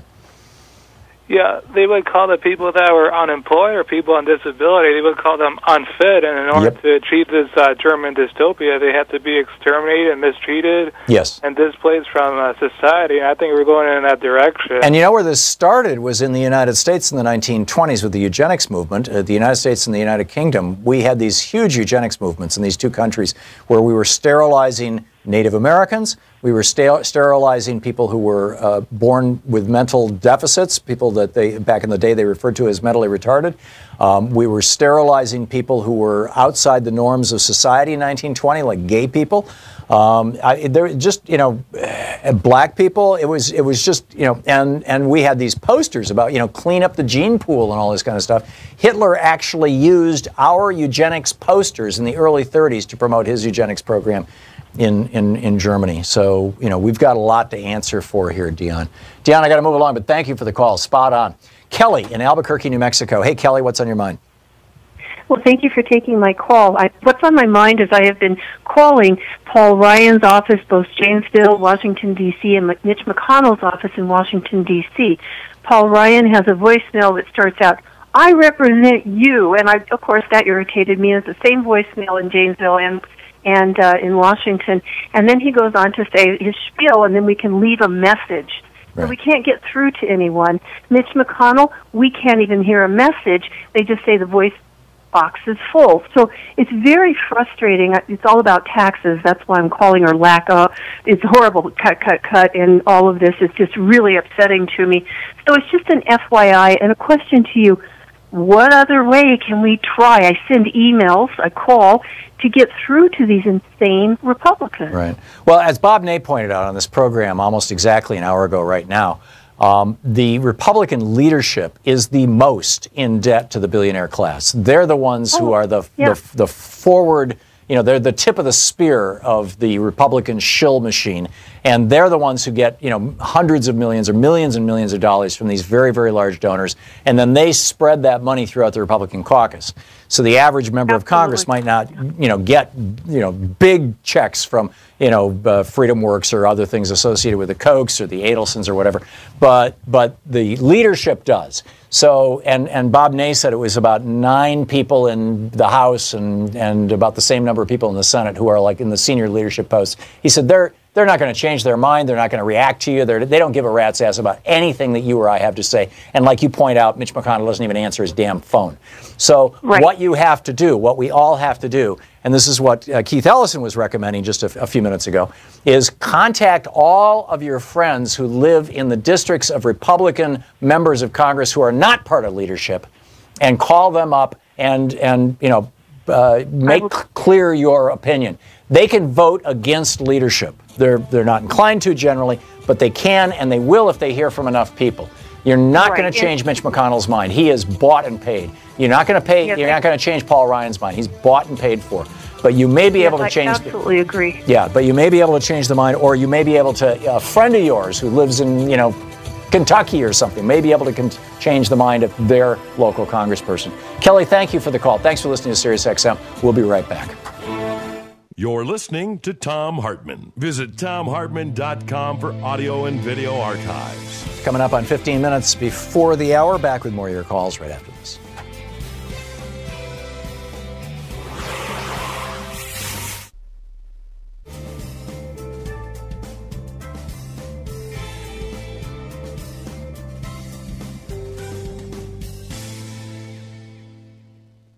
And welcome back. Michael in Brookline, Mass., watching Free Speech TV online. Hey, Michael, what's up?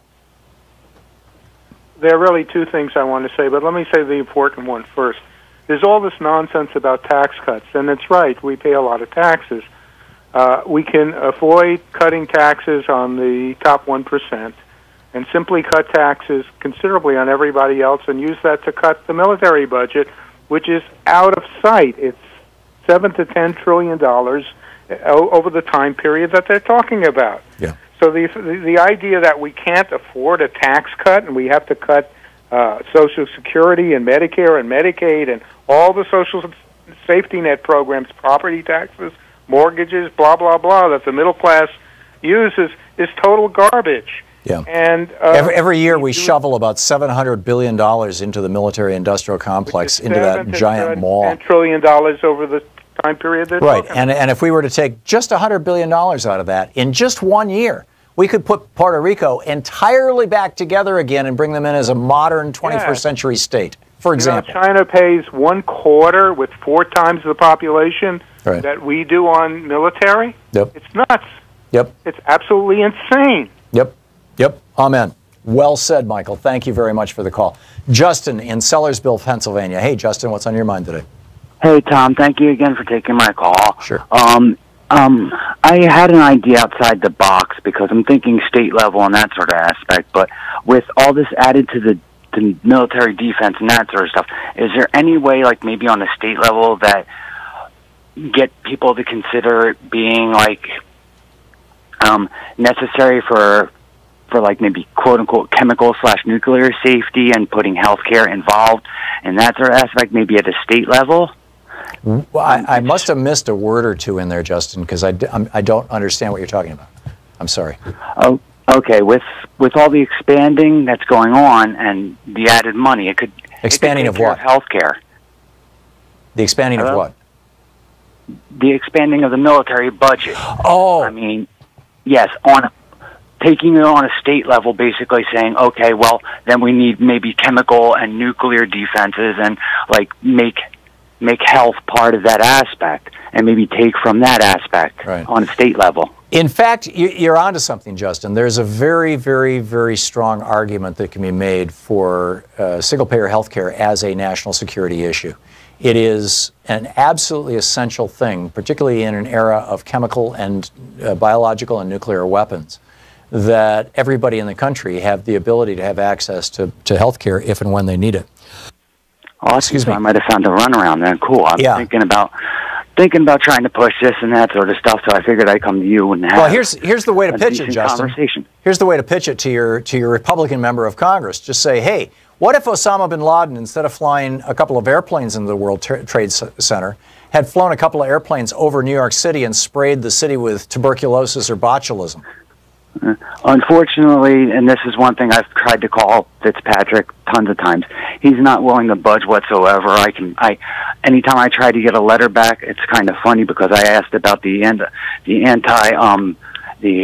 Anti-Boycott Israel Act, and the letter I received in return was, "Thank you for your support of Israel." Like, it was the total opposite thing. It's like these guys don't pay attention; they don't do their jobs. They don't care. And it drives me insane. They just want their check from the right-wing billionaires. They don't give a damn. Justin, thank you for the call. Spot on. We'll be right back.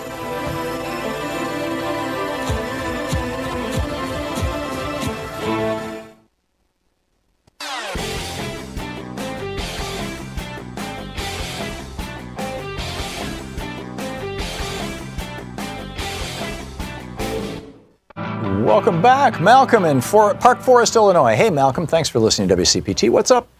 How you doing, Tom? Great. What's on your mind, Malcolm?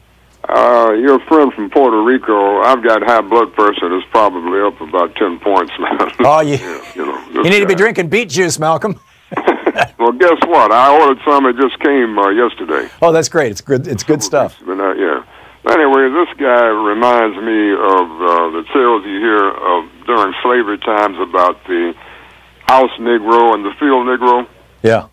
You know, the house Negro lived in the house with massa and, had all the perks of being in the house. The poor field Negroes out there catching hell, picking cotton or doing whatever, all the dirty jobs. I remember the stories. Always had a snitch among the house Negroes. And so this guy from Puerto Rico reminds me of that type of mentality. There's always those type of people.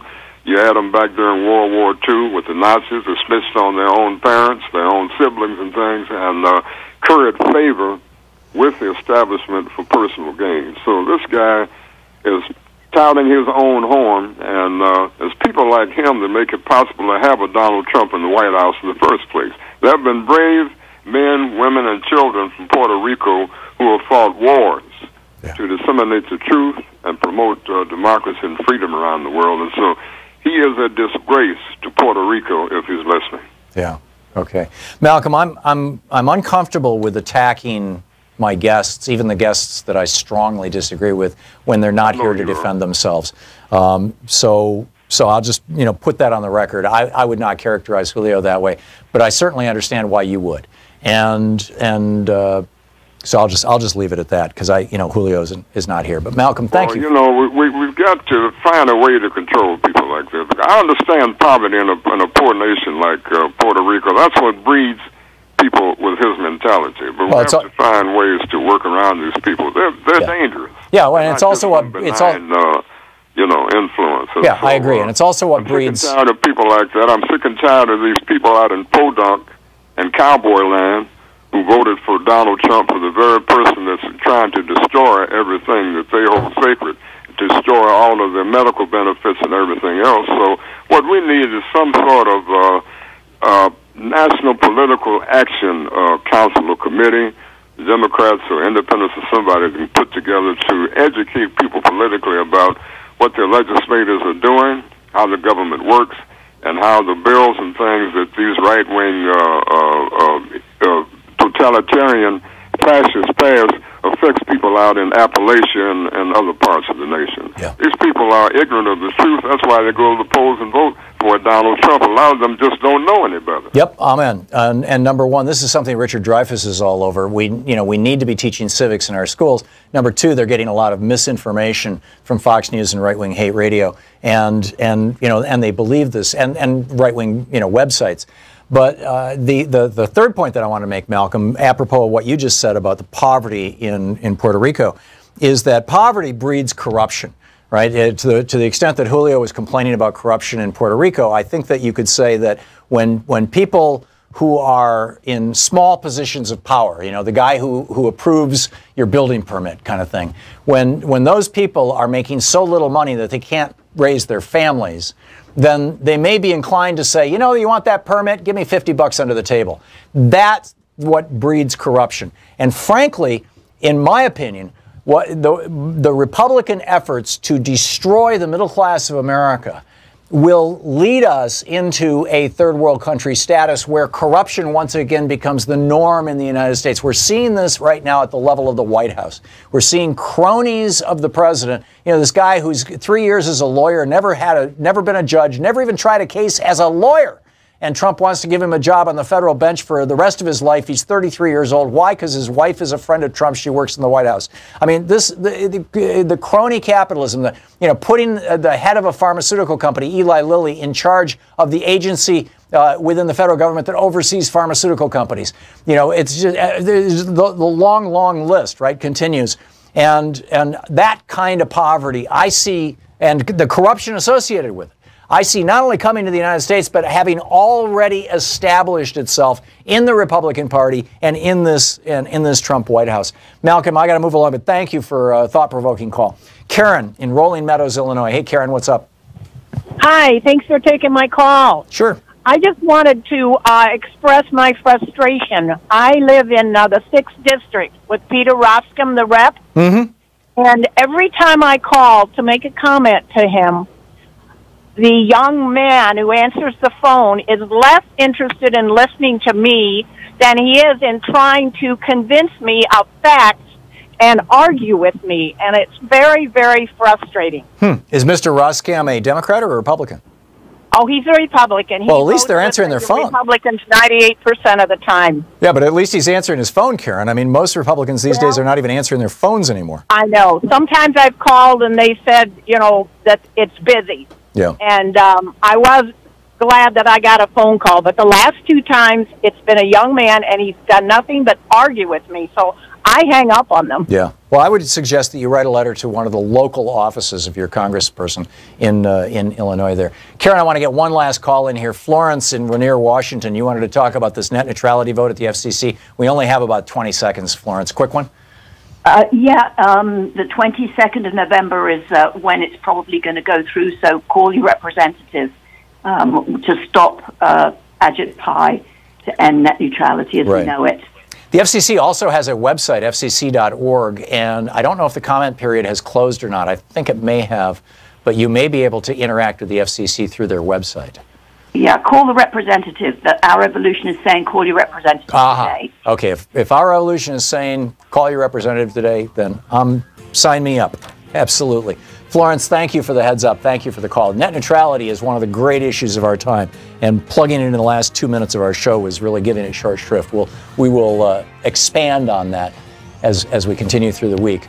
And so anyhow, thanks so much for being with us this week. As we've said many, many times for the last 14 years, democracy is not a spectator sport. It requires you. So get out there, get active, tag. You're it. We got to make this democracy work. It takes all of us. Thanks so much for being with us today. We'll see you tomorrow.